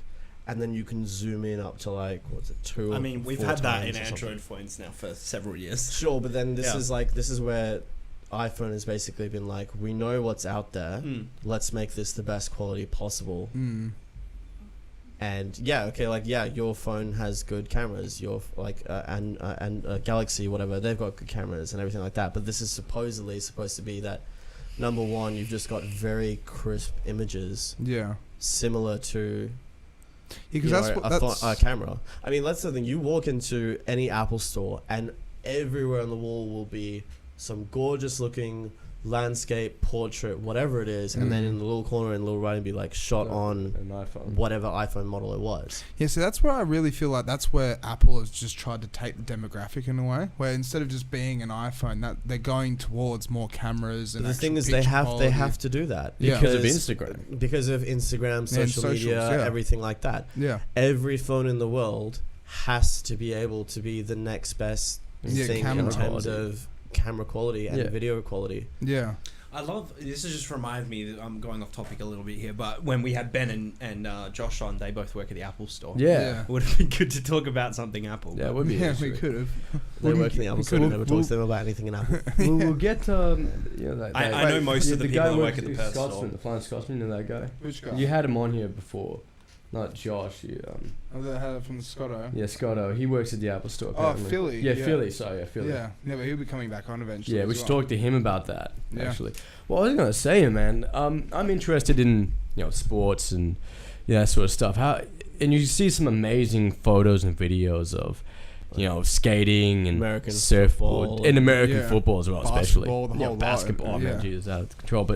But how do you see a lot of the home guys with what are they called? The action GoPros. Thank you. So they got the GoPros and they're getting onto the whole drones as well. Do you think that they're actually that's something that I'm wanting to get onto once I've got other stuff I'm paid for. Exactly. That's like I have to pay it. That's like almost like that's like any nowadays that's like any photographer's guilty pleasure purchase. Is a drone. Because on the whole they you get amazing landscape photos, and also before, if you ever wanted to be a landscape photographer who did aerial shots, you need to have a helicopter. You would have to have a helicopter, and you would have to pay for that helicopter ride. Yeah. And so unless you're making bank on these landscape photos, whether you're selling them on your online website or you're getting them printed up and made, and you'll have like a photo store, not like where they sell equipment, but like where they'll just sell stock photos. Stock photos. Like there's one in next to Fremantle Markets entrance that does like all those photos from down south. Just You'll quickly as well. So what are stock photos? What actually is classified as a stock photo? Is it a photograph that you take specifically so anyone can use it for their... kind A of. stock photo is any photo, but it's typically a photo that's being sold. Yeah. And it can be en masse? And it can be en masse. So like, Like, what's this, the biggest and most expensive ever stock photo was the green hill with the blue sky for For Windows. Microsoft For Windows. Microsoft. Yeah, no shit. Yeah. Yeah. So either that's a stock photo because obviously it's used en masse and it's just a screensaver, but that photo was, I think, not actually a real photo. Yeah. No, it didn't have a look real. Well, no, I mean like in the way that Was it a composite or was it completely digital? I think it was a composite. So when you guys say composite, it's like two photos. It's when you take a Multiple bunch of different photos, and you yeah. just put them together and that kind of thing. Almost like a collage, but not almost like a collage or not Kind like of a collage, yeah. That's the easiest way to put it. It's a collage. Have you ever used Photoshop? Yeah, I was Have actually... you ever cut someone out of a photo? Yeah, I was about to say... And put them in another photo. Have you ever used that's GIMP? That's a composite. What's your opinion on, GIMP? The free Linux... Have you heard of that? The free Linux-based photo editing? Based. Have you heard of it? No, it's Was Linux it originally based. designed on Linux? It was, and It's no longer Linux based. but it's everywhere and it's cross-platform. free, and it's actually Have you ever used anything like that? I've GIMP? used GIMP, yeah. And do you enjoy? Is it powerful? Is it pretty powerful? Well, it's Photoshop. It's you can do anything you can do in Photoshop you can do in GIMP except for some like really random stuff like The thing is, there's so many. You can there's so many video editing edit in apps now where Photoshop you can, and stuff cut now. stuff out and put stuff. Yeah, they're together. pretty great. Just Yeah. use Paint 3D if you want. Yeah. very true. Sorry, I didn't really finish my point. Like, as in, I kind of we took in a different direction, a really great direction. But how would you go? Would you ever go about taking those action shots? And do you think phones can ever get to the point where you can start taking action shots, like really fast moving images? Yeah, I mean, and videos. well, that's the thing with those shots that they like those photographers. They're using equipment. They're using like, fast shot. Well, I mean, they're using lenses that are bigger than the ones we were talking about. So they're using 1 to 200 millimeter, if not more. Yeah. And like the thing is, once you go past 200 millimeter, you're getting back into the thing where they're so long and they're so big. They're actually just prime lenses again. Yeah. They're not even a zoom lens just because they can't be. Because there's no way you can physically like stretch your arm to move. Yeah, you need like a tripod or something. Yeah, but instead of putting the camera on the tripod, you put the lens on Exactly. the tripod. It's one of literally those. it's like it's holding a sniper rifle. It was like those it's old. like that's the length is basically what you're doing. And those photographers who have those stuff, either they'll have like a little attachment, which like, and they'll have like a little like, so they'll have a seat and then like a little attachment that like holds the lens up. But then those photographers, wildlife photographers, all use the same equipment because it's that whole thing of you have to have a certain level of speed to get that image. Yeah. It's also like, out of all the photography types you can do, That's the most difficult. well, that's the one that requires you to have a good camera. Yeah. That requires proper camera. With any other photography, you could have a mediocre to average camera and put a good lens on it, and you're going to get a great photo. Yeah. I mean, if I was just doing social photos in nightclubs and venues with just my flash, I would honestly just chuck on like the stock standard 18 to 55 millimeter, like the lens you get with a basic camera, kit lens, and then the flash, and just use that because that's all you need for that, because the flash compensates for any darkness you'll get in the image and everything like that. And as long as you're shooting in RAW, then post-production editing is kind of a cinch anyway. Do you get more water at all? Yeah, I get But it. with action shots, you want a fast burst rate, you want but then also a you really need- high shutter speed. Yeah, I was gonna say. You need also the camera that can handle certain ISOs. Yeah, do you need, what are they called? Are they called speed cameras? The cameras, No, but it's like, so for example, the best one that I would say for Nikon is the Nikon D5. That's their newest. It's like it's what you call a flagship camera Oh yeah. for the company. The It's like the one that base everything. It's the one that beats everything in that they have.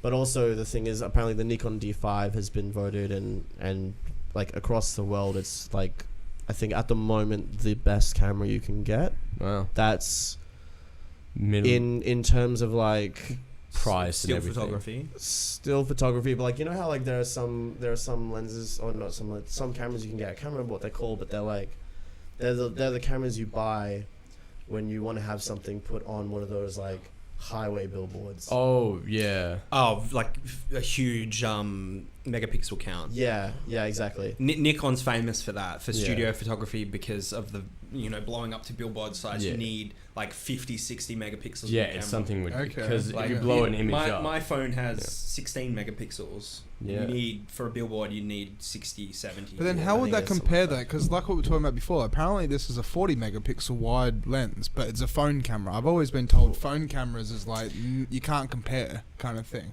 No. In a Well, you way. can cram as don't many have- megapixels in, but if you've got... They don't let have me- the let me put it processing this way. power? Your Yeah. phone is, what do you say, 12 megapixels? 16. 16. Yeah. Yeah, Yeah. so my camera that I started off with, 16 megapixels as well. Yeah, I think mine was 18 out of 550D Canon. Well, I mean, if you Google the Nikon D3-100, we'll see exactly like what I've got on, or what the megapixel spec count Nikon... was. But doesn't it really come what is down it? to- 3-100. Because when it really come back to it, it's like the actual camera being an actual camera, having all the moving parts and doing everything it needs to do while having 14.2. a phone. So that's just less like, so that's what I was using when I first started and could still use, and that's got less of a megapixel count Yeah. than most phones now. Yeah. But then you still get better photos though. Then, Uh, would you say? I don't know about better photos, but I think there's just 'Cause- it's so designed Because like, would you to say give you a that certain level of image that if you're trying to do the same thing with your phone now, it's different, right? It's so different, and you're kind of like almost. I mean, you're always learning how to use different equipment, but it's just like there's just a huge difference in trying to shoot something like It's with your also- camera settings on your phone. And With Yeah. phones, Yeah. because they have to be compact, the sensor size is tiny. Yeah. Exactly. Yeah. Yeah. Like, Oh, we're so- talking millimeter sizes. Yeah, but- so the that's thing. sensor- like in one, so okay, this will have a bigger. So the megapixels are smaller, Mm. but the sensor in the camera Is bigger. than the sensor in the phone. Yeah. So that means that it gets more detail than the phone will. Okay. Yeah. Yeah. So that's why I always got told. That's the why- actual so camera like- will be Like, better. typically iPhones have always lagged behind in megapixel count, but that's because the people designing iPhones know that if they go any higher than that, they're not going to get the quality out of it anyway. Yeah. So Yeah. they've matched the megapixels to their sensor size. Yeah, it's diminishing Ah. returns, So right? Where you get like Nokia's famous for doing this, like a 42 megapixel camera on their phone, But but it the doesn't do it. sensor's not going to Sensor's get that shit. detail. So then the Yeah. thing is like when like unless you're in day, Yeah, it doesn't matter. it doesn't It's just matter. gonna be horrible. Which is one again like going back against the iPhone 11 Pro. Their whole thing is that they've put in a better or a bigger sensor into this phone now, which means that the actual quality can be higher. Yeah, and they So can, even if their megapixel count of the iPhone 11 Pro is either the same or lower than your what No, is it? Mate 20. Yeah, Huawei. Yeah. Huawei, however Yeah. you say it. Yeah. Huawei. Chinese. Huawei. That's Chinese the Turkish way of spying pronouncing it. machine. Huawei. Huawei. Okay, but basically, the sensor in your Chinese phone spying machine. Yeah. will Yeah, probably it be Yeah. smaller than the one in the. What was the iPhone. the other Nikon, the best one you were telling me? The D5. D5. This thing is And a like it's D5 insane specs. how fucking like. how much is it? How much is it? So, So- 1600. No. So that's a different camera up there. Right, if you so- actually go down, it's somewhere around like 8 to what, 10 this grand. is in the D5? No, that's the specs. But I was talking about the price because he thought the price was the one over there. Oh, right, yeah, the so- price. Yeah, so Yeah. the price of the actual thing is somewhere between. Whoa, Is that 9 US grand. or is no? It's That's- Australian. that's US. Leadable. That would be Uh, Australian. yeah. Leadable. Shout out to Leadable Cameras. Always got good stuff. Sponsor there. us, please. Please. Yeah. So that's nine. You're looking at that. That's 9 grand. That's a car. Yeah. That is a car. Yeah. That's, That's that's, exactly- that's car. not just a Yeah. car. That's a relatively brand new car and a decently like okay car. It's gonna last you another like 5-6 years. That's exactly it. Yeah. That's Or that's like a bomb ass 2 holidays. Yeah. or yeah. That is a Yeah. that is a Exactly. month-long trip around Europe. Yeah, No, that's a Euro trip right there. Yeah, you can it's see exactly what it here is. the Yeah. effective pixel range on this is 20.8 million. Holy crap. Right, Yeah. so Really you're good. going to get a big billboard out of this. Yeah. So basically, we're And have a we're look all at the talking about how our ISO phones range are as well. 16 megabytes, 2.8 million. See the ISO range here, 100 crap. to 1,200. Wait, Yeah, 102,400. That's really big. That's big, right? Now, if I go back to the this would be an entry level DSLR here. Yeah, You can see the ISO range. so of 3,200. 3,200. Yeah. Holy See, shit. if I had the Nikon D5 camera, right, Yeah. I wouldn't need a flash to shoot in nightclubs, no matter how dark it was. Really? They've even got the sensor Because- size here. Because I can, because the thing is, the ISO also, it can handle going up higher, but when you go Yeah. up higher, you get more grain, you get more well, not distortion, but you get Like the more pixels and you stuff. get more Yeah. pixels being, like nothing's recorded. It gets properly grainy. enough. It gets grainy, and Because the sense, you're basically telling the sensor to take more light than it can handle. Yeah. But because that has such a high level of ISO capabilities, I can just bump up the ISO to something like 60,000. It would still be fine. No, well, maybe not Oh, no, 60,000. not 60,000. Like Cameras have things called native ISO, which is the ISO that they're recommended to be used at. Yeah. So Yeah. if I so look, like for at the moment, I'm using a Nikon D750, and it usually works at around like 2 to 4. I would say is when you start. oh, okay, that is 2 the to native 400 ISO. Whoa. The extended ISO goes to 3 million. Yeah. I've never had a camera that went past like 64,000, 2,000. Yes. let alone 100,000, and this has got Can you actually see 3.2. what's the native for the one that I'm using at the moment? The D750. That's hectic. That's Yeah. a pretty damn So good camera. that's a pretty good camera. So I wouldn't need, and that's also, I could have my shutter speed at something like 2/400th of a second. That's like done, kind of thing. Like like you click it and it's taking the shot like instantly.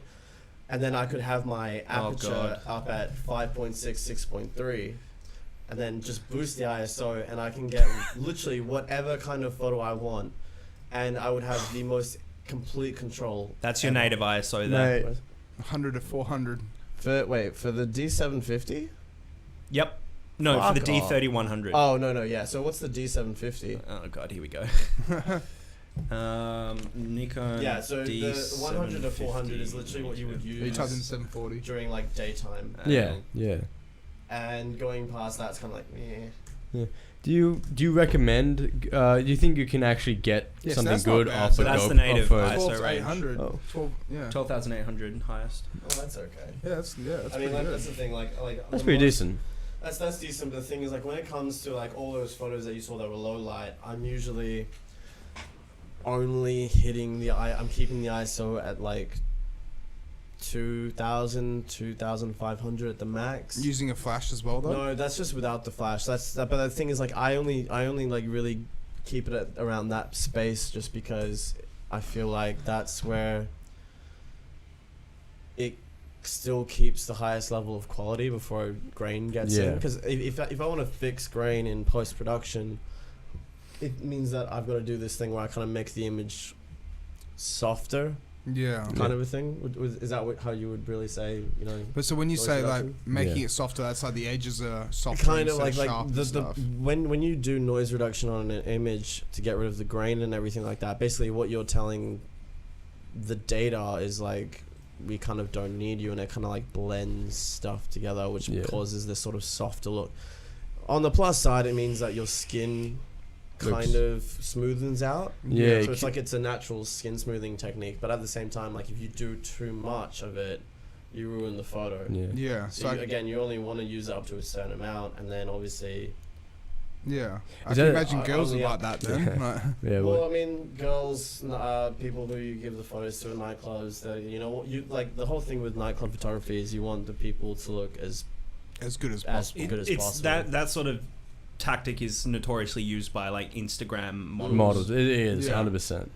I was gonna say, is that the problem with HD cameras? Is that when you see them live, like on HD channels, the images are so sharp, you can kind of see like every little bit of I the mean, skin. I feel like that's more of like a whole. That's a like, different- That's why that's you a get, different that's why you've got field. makeup artists and everyone's doing Yeah. that for like TV shows and everything like that. Yeah. Yeah, and something very movies and different. all that sort of stuff. But then, if it's just a photo, then that's having more details. Actually, I feel a benefit because that means you can see where the problem areas are easier. yeah. Mm. You can see, okay, so this person's got a pimple here. I can zoom in accurately, and have the tool that you're using accurately Yeah. just get rid of that quickly. Yeah.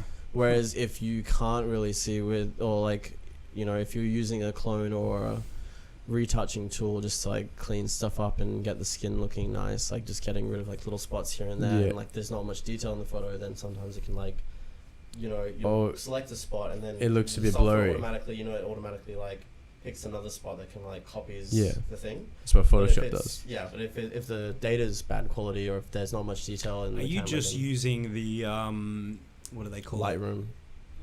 The Band-Aid tool, whatever it is. Pretty much, yeah. Yeah. But like, Yeah, but so- that's a really like that. I just use the clone tool, but that's minuscule adjustments. That's just getting rid of like a very obvious pimple here, like a bruise there, like very obvious stuff.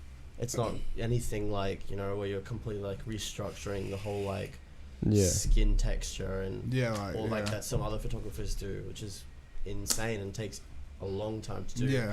A, to get like learn how to get good at it, but then also once you are good at it, then it obviously it's faster. But that would come into more like magazine photography and stuff, right? Yeah, when they just touch magazines, everything. models, all that kind of stuff. Yeah.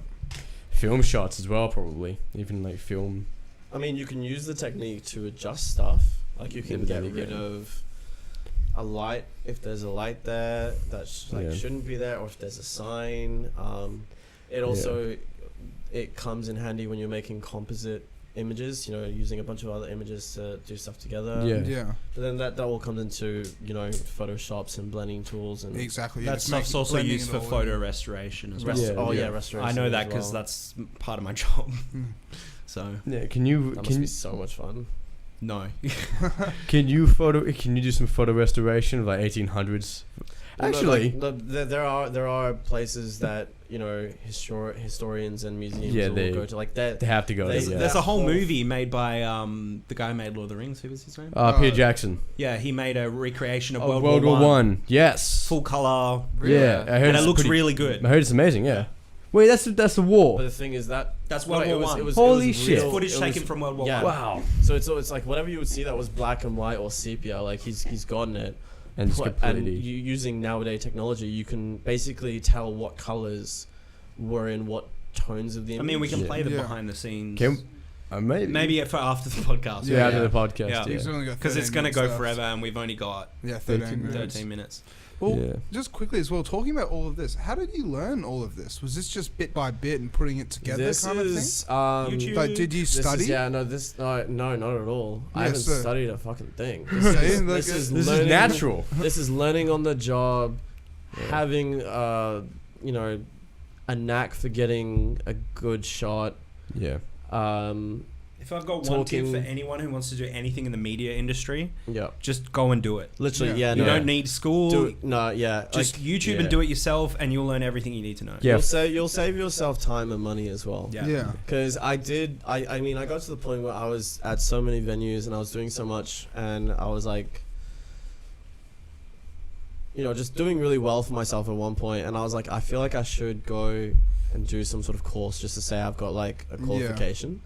It's And not also, worth it. and also, Take it from me. I have a certificate 3 in media, a diploma Well, in film I television, did. I was doing a and a bachelor in mass communications. Yeah, well, I was not- doing. not worthwhile. I was doing a diploma of photography, Hmm. and after the first 6 months, I just left it because everything in the first 6 months I already knew, and everything for the rest of the year I already knew as well. Mhm. Yeah. It would literally be me paying $6,000 For stuff you already to knew. do stuff I already know, Yeah. and then I wouldn't like. But the thing is, like, I couldn't get into stuff that I didn't know until I'd done that course first, and it's that whole like. The benefit of going to, I wouldn't go to uni for anything media. No. So, But if you go to 100% TAFE, well, not only that, but also in the past couple of years, specifically photography, film, everything like that, TAFE has installed new levels of qualifications that are Yeah. actually considered by the Australian government to be a higher form of learning than a bachelor degree. Yeah. True, okay. They already So- are. The stuff they had teaches you way more than what uni does. Uni is all theoretical. If you want None of to it's, be, yeah, so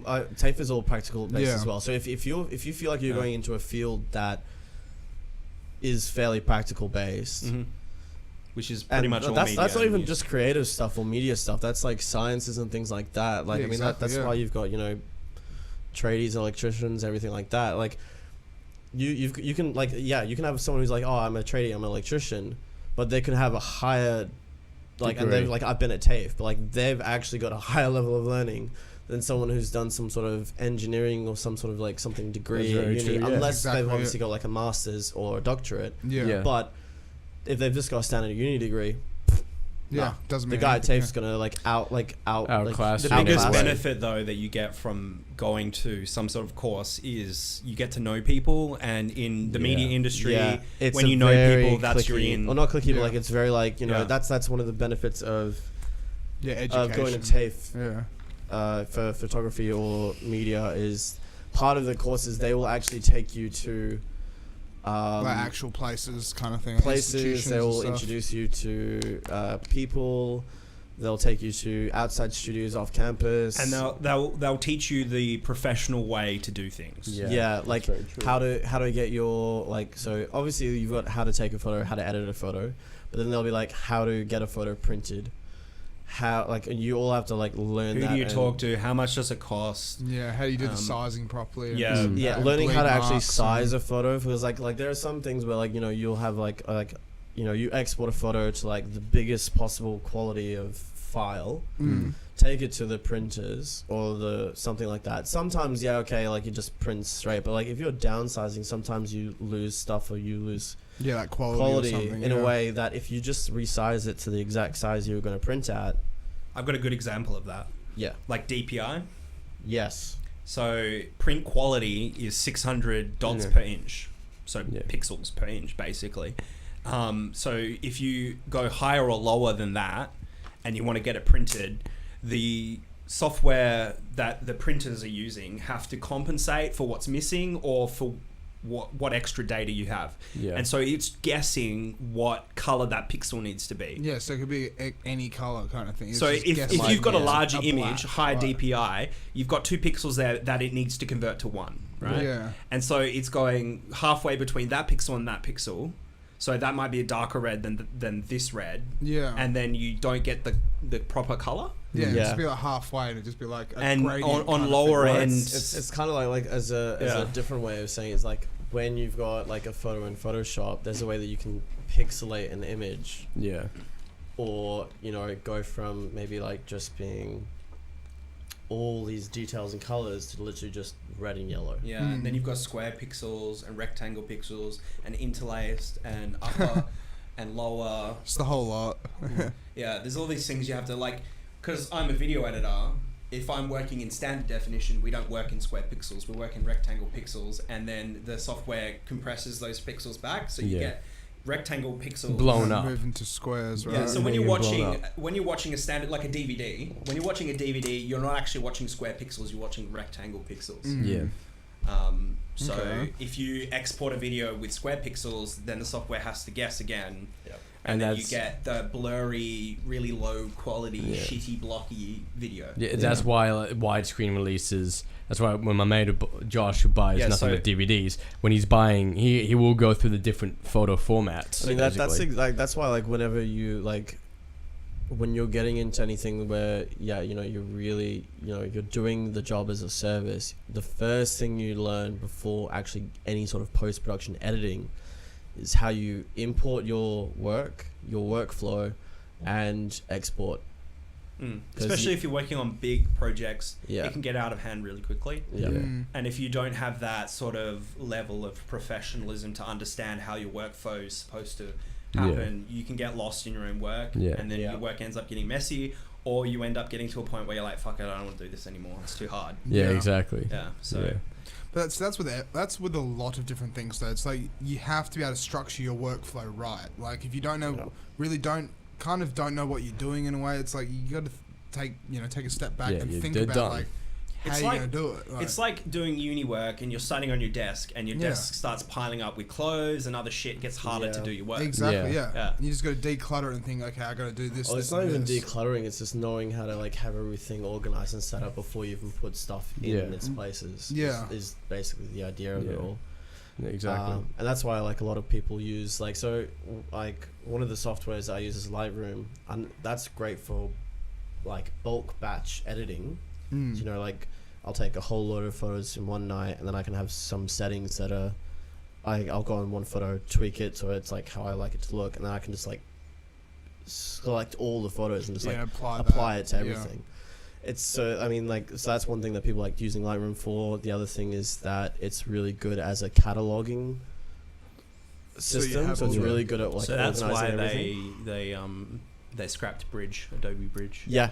No, Just because 'cause- Lightroom just became like the go-to for everything. I've noticed that they've started reducing the amount of apps they have. Like they got rid of they got rid of the DVD authoring and the Blu-ray authoring, and they put that into Premiere.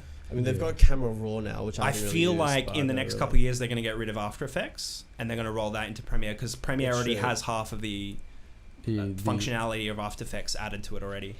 That would be a thing, but that's going to be like a while though. But I think the idea with After Effects is that you're supposed to be able to like be more creative with your things like transitions and everything. And yeah, but that's what I'm stuff. saying. They're going to roll that over into Premiere. So you'll have the same features. It'll just be in one program. But then, I guess that would make sense in the future because all the computers can be more capable of handling that like workload. Yeah. Because the idea is that this program will chew up more RAM. Yeah. And stuff like that. If you put After Effects in Premiere Pro, it would just. I feel like now if they did like next year, like I do all my the software would effects just in cool around. Premiere, unless it's like something really fancy, then I'll do that in After Effects. But most of my keyframing, most of my basic title, like that thing that you watch, the intro for this, all done in Premiere.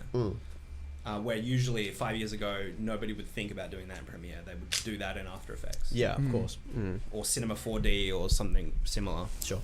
All right. Well, we've got 3.5 minutes left. That's plug time. Yeah. There's plug time. Plug it hard, Yep. man. So Plug what do that you want to hard. share? Like what? Plug yourself. Just your plug all work, your socials. Advertise. Instagram account. Instagram, Marshy, that's 2 I's and 2 Y's at the end. Yep. There's also just Hugh Marsh Photography.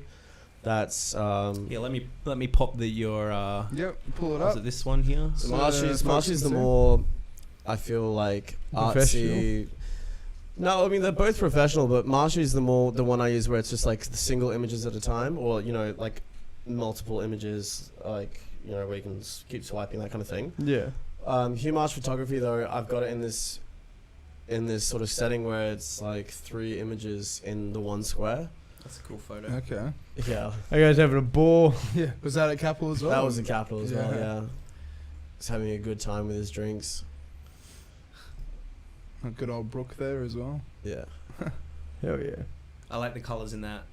yeah, Very that's complementary colours there. The gold and blue, or yellow and blue. yeah, the orange and Or orange, I don't know. That was the first Castlevania game in the NES. It was all blue and orange. Which one? The first Castlevania on the NES, Nintendo Entertainment System. Oh yeah. Yeah. So is there anything There else was you all want to plug? blue and orange. Hey, look at Brooke. Yeah, just I like guess that. plug my Hey, Brooke. roommate, DJ Brooke Triplet. She's your roommate, is she? Yeah, she's my roommate. Wow. Oh, she's your roommate now. We're trying to get her on, so you need to Yeah. keep pestering her about it. Yeah. Well, I mean, I think that's the thing. Just pester about it. She'll do it. It'll be Yeah. funny. Well, she's Yeah. already Or said just that she's keen. get us but- both in again. That'll be fun. Yeah, Yeah? good. No, I'll be keen for that. Shout out to my great mate DJ Ren, just above Triplet Yeah. up there. Oh, that's Shav. Left. Left. This one? That one, Yeah. yeah. So they're she's a over pretty east or wicked something, aren't DJ. Sorry? They're over east or something, aren't they? 'Cause They Sammy just got back from the Gold Coast. Her and Sammy, And they've glow off actually. the decks. I know, it's nice, eh? Yeah. I was actually really happy with that photo because it was one of the photos I've gotten that's so similar to the photographer that I've been trying to. Yeah, it's got that hazy look to Yeah. it. Oh, It yeah. looks like that Daft Punk movie they did with Disney. But Tron Tron, 2. Yeah, Tron, Tron. There's Caitlin's there. Everybody's there. The whole staff. Oh, there's Wilco. Yeah. Of course he's in there. Yeah. Good old Wilco. Shout out to all DJs in Perth who I've taken photos of all the Yeah, years. Jess There's and Anton. That's Blackout. Blackout. And then that Hey, girl. we can scroll faster over the ass shots. More Brooke. by the looks There's of it. fucking Jackson. Jackson. Yeah, Axon. There's Keith. Yeah. There's Gnarly, Levi. Actually, I think Levi's playing soon, isn't he? Is Hey, he this friendly weekend or- Geordies. Oh, Did you photo him? So I took a photo of Friendly Geordie once. That's pretty cool. That's Is that a good photo. candid shot, or did he pose for that? No, that's actually a candid shot. A photographer asked for an assistant, and I volunteered, and I was first in. So he was like, "Yep, okay." What book is that? Did you get the book? Honestly, I wasn't really paying attention to what books No. he had. But yeah, no, Ben Riches. He is an insane model photographer, and specifically like events photographer. Yeah. He's been in the industry for like years and years and years and years. He's someone who's taught me a bit as well. But yeah, he does models, celebrities, and events. And yeah, that was one time I got to hang out with all that. No shit. Oh, there's Echo and Sidetrack. Oh, fucking Max Shane is my boy. Yeah. Love him to He's bits. such a lad. Is that this one here? Yellow one above on the left-hand Yeah, side. that one. Yeah. Yeah. He works at Store DJ. It's so funny. Every time I You go should in get there, he's- You should get him on, man. No, I'm thinking about getting him on. Get him on to talk about hardware or something. No, I but don't not know. No. even that. But he's an insane MC and everything Yeah. like that. You know how yeah, he could give you a lowdown on hardware for days, but Yeah. he would also be able to talk about recording. Well, not even that. I want to talk to him about when they did the new Yagan Square thing, and he managed to get his music video put up on the big circular screen. Dope. Yeah. That's awesome. Because that's the thing, like, Wondering he a was. DJ having a blast. He was there, like- And if someone wants to book you And there's to Andy. take photos, If someone wants to book where do me, they go? so they basically just hit up my Facebook page, which is just Hugh Marsh Photography.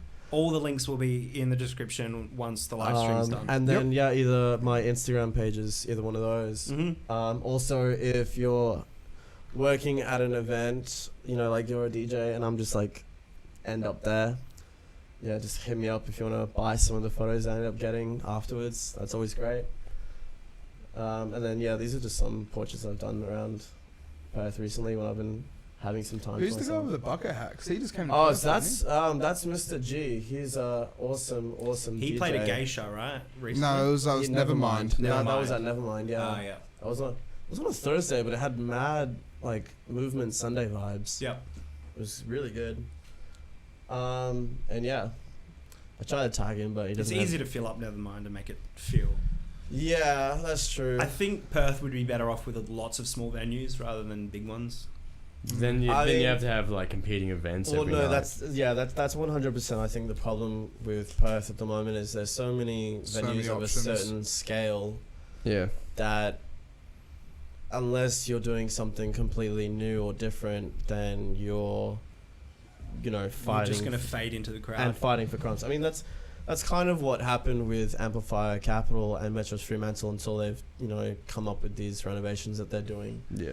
So now Metro's Fremantle is like one of the best visual venues in Perth in terms of their lighting and their sound. They've got Thank one of God. the biggest sound systems that they've got anyway. Like they've always had a great sound system. And then I can't wait to see what's going to happen when Capital gets their renovation. And I think Reno. the Reno is also designed by Danny Ho, something like that. Danny Hoy. I wouldn't know. Basically, he's a interior and designer type person, and he's just insane with what he's doing lately. So that's going to be exciting to see what happens with all of that. Yep. Sick, man. All right. Well, I think it's time to wrap this up. So 3 minutes over. Cool. All right. Well, thank you, Hugh, for coming on. We'll definitely pester Brooke about it and see if we can get both of you on. That'd be great. And then She's watching. You're coming here next time with me. yeah, she probably is. Gonna make her watch. Go home and just just force flick her it on in the the TV, screen. like check Look, it I out. want you to sit alone for 2 hours and watch this, please. Yeah. Tell me if I was good.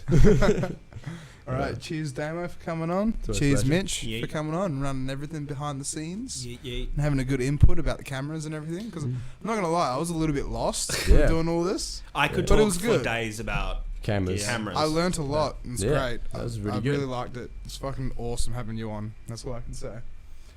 All right. Thanks, man. Cheers for that, guys. Cheers for watching in and tuning into episode 11 of the Infra-Red podcast. And I think it's about time for us to sign out. And we'll see you probably in the new year, I reckon. Because next week is Christmas. The week after that, I'm pretty sure, is New Year. Yeah. And then there's like Breakfast and all the festivals going on. Everything's happening. And then I reckon hopefully January, first week of January, we should have another episode. That'd be good. Or maybe not. I don't know. All right, I'm cutting you off, Alec.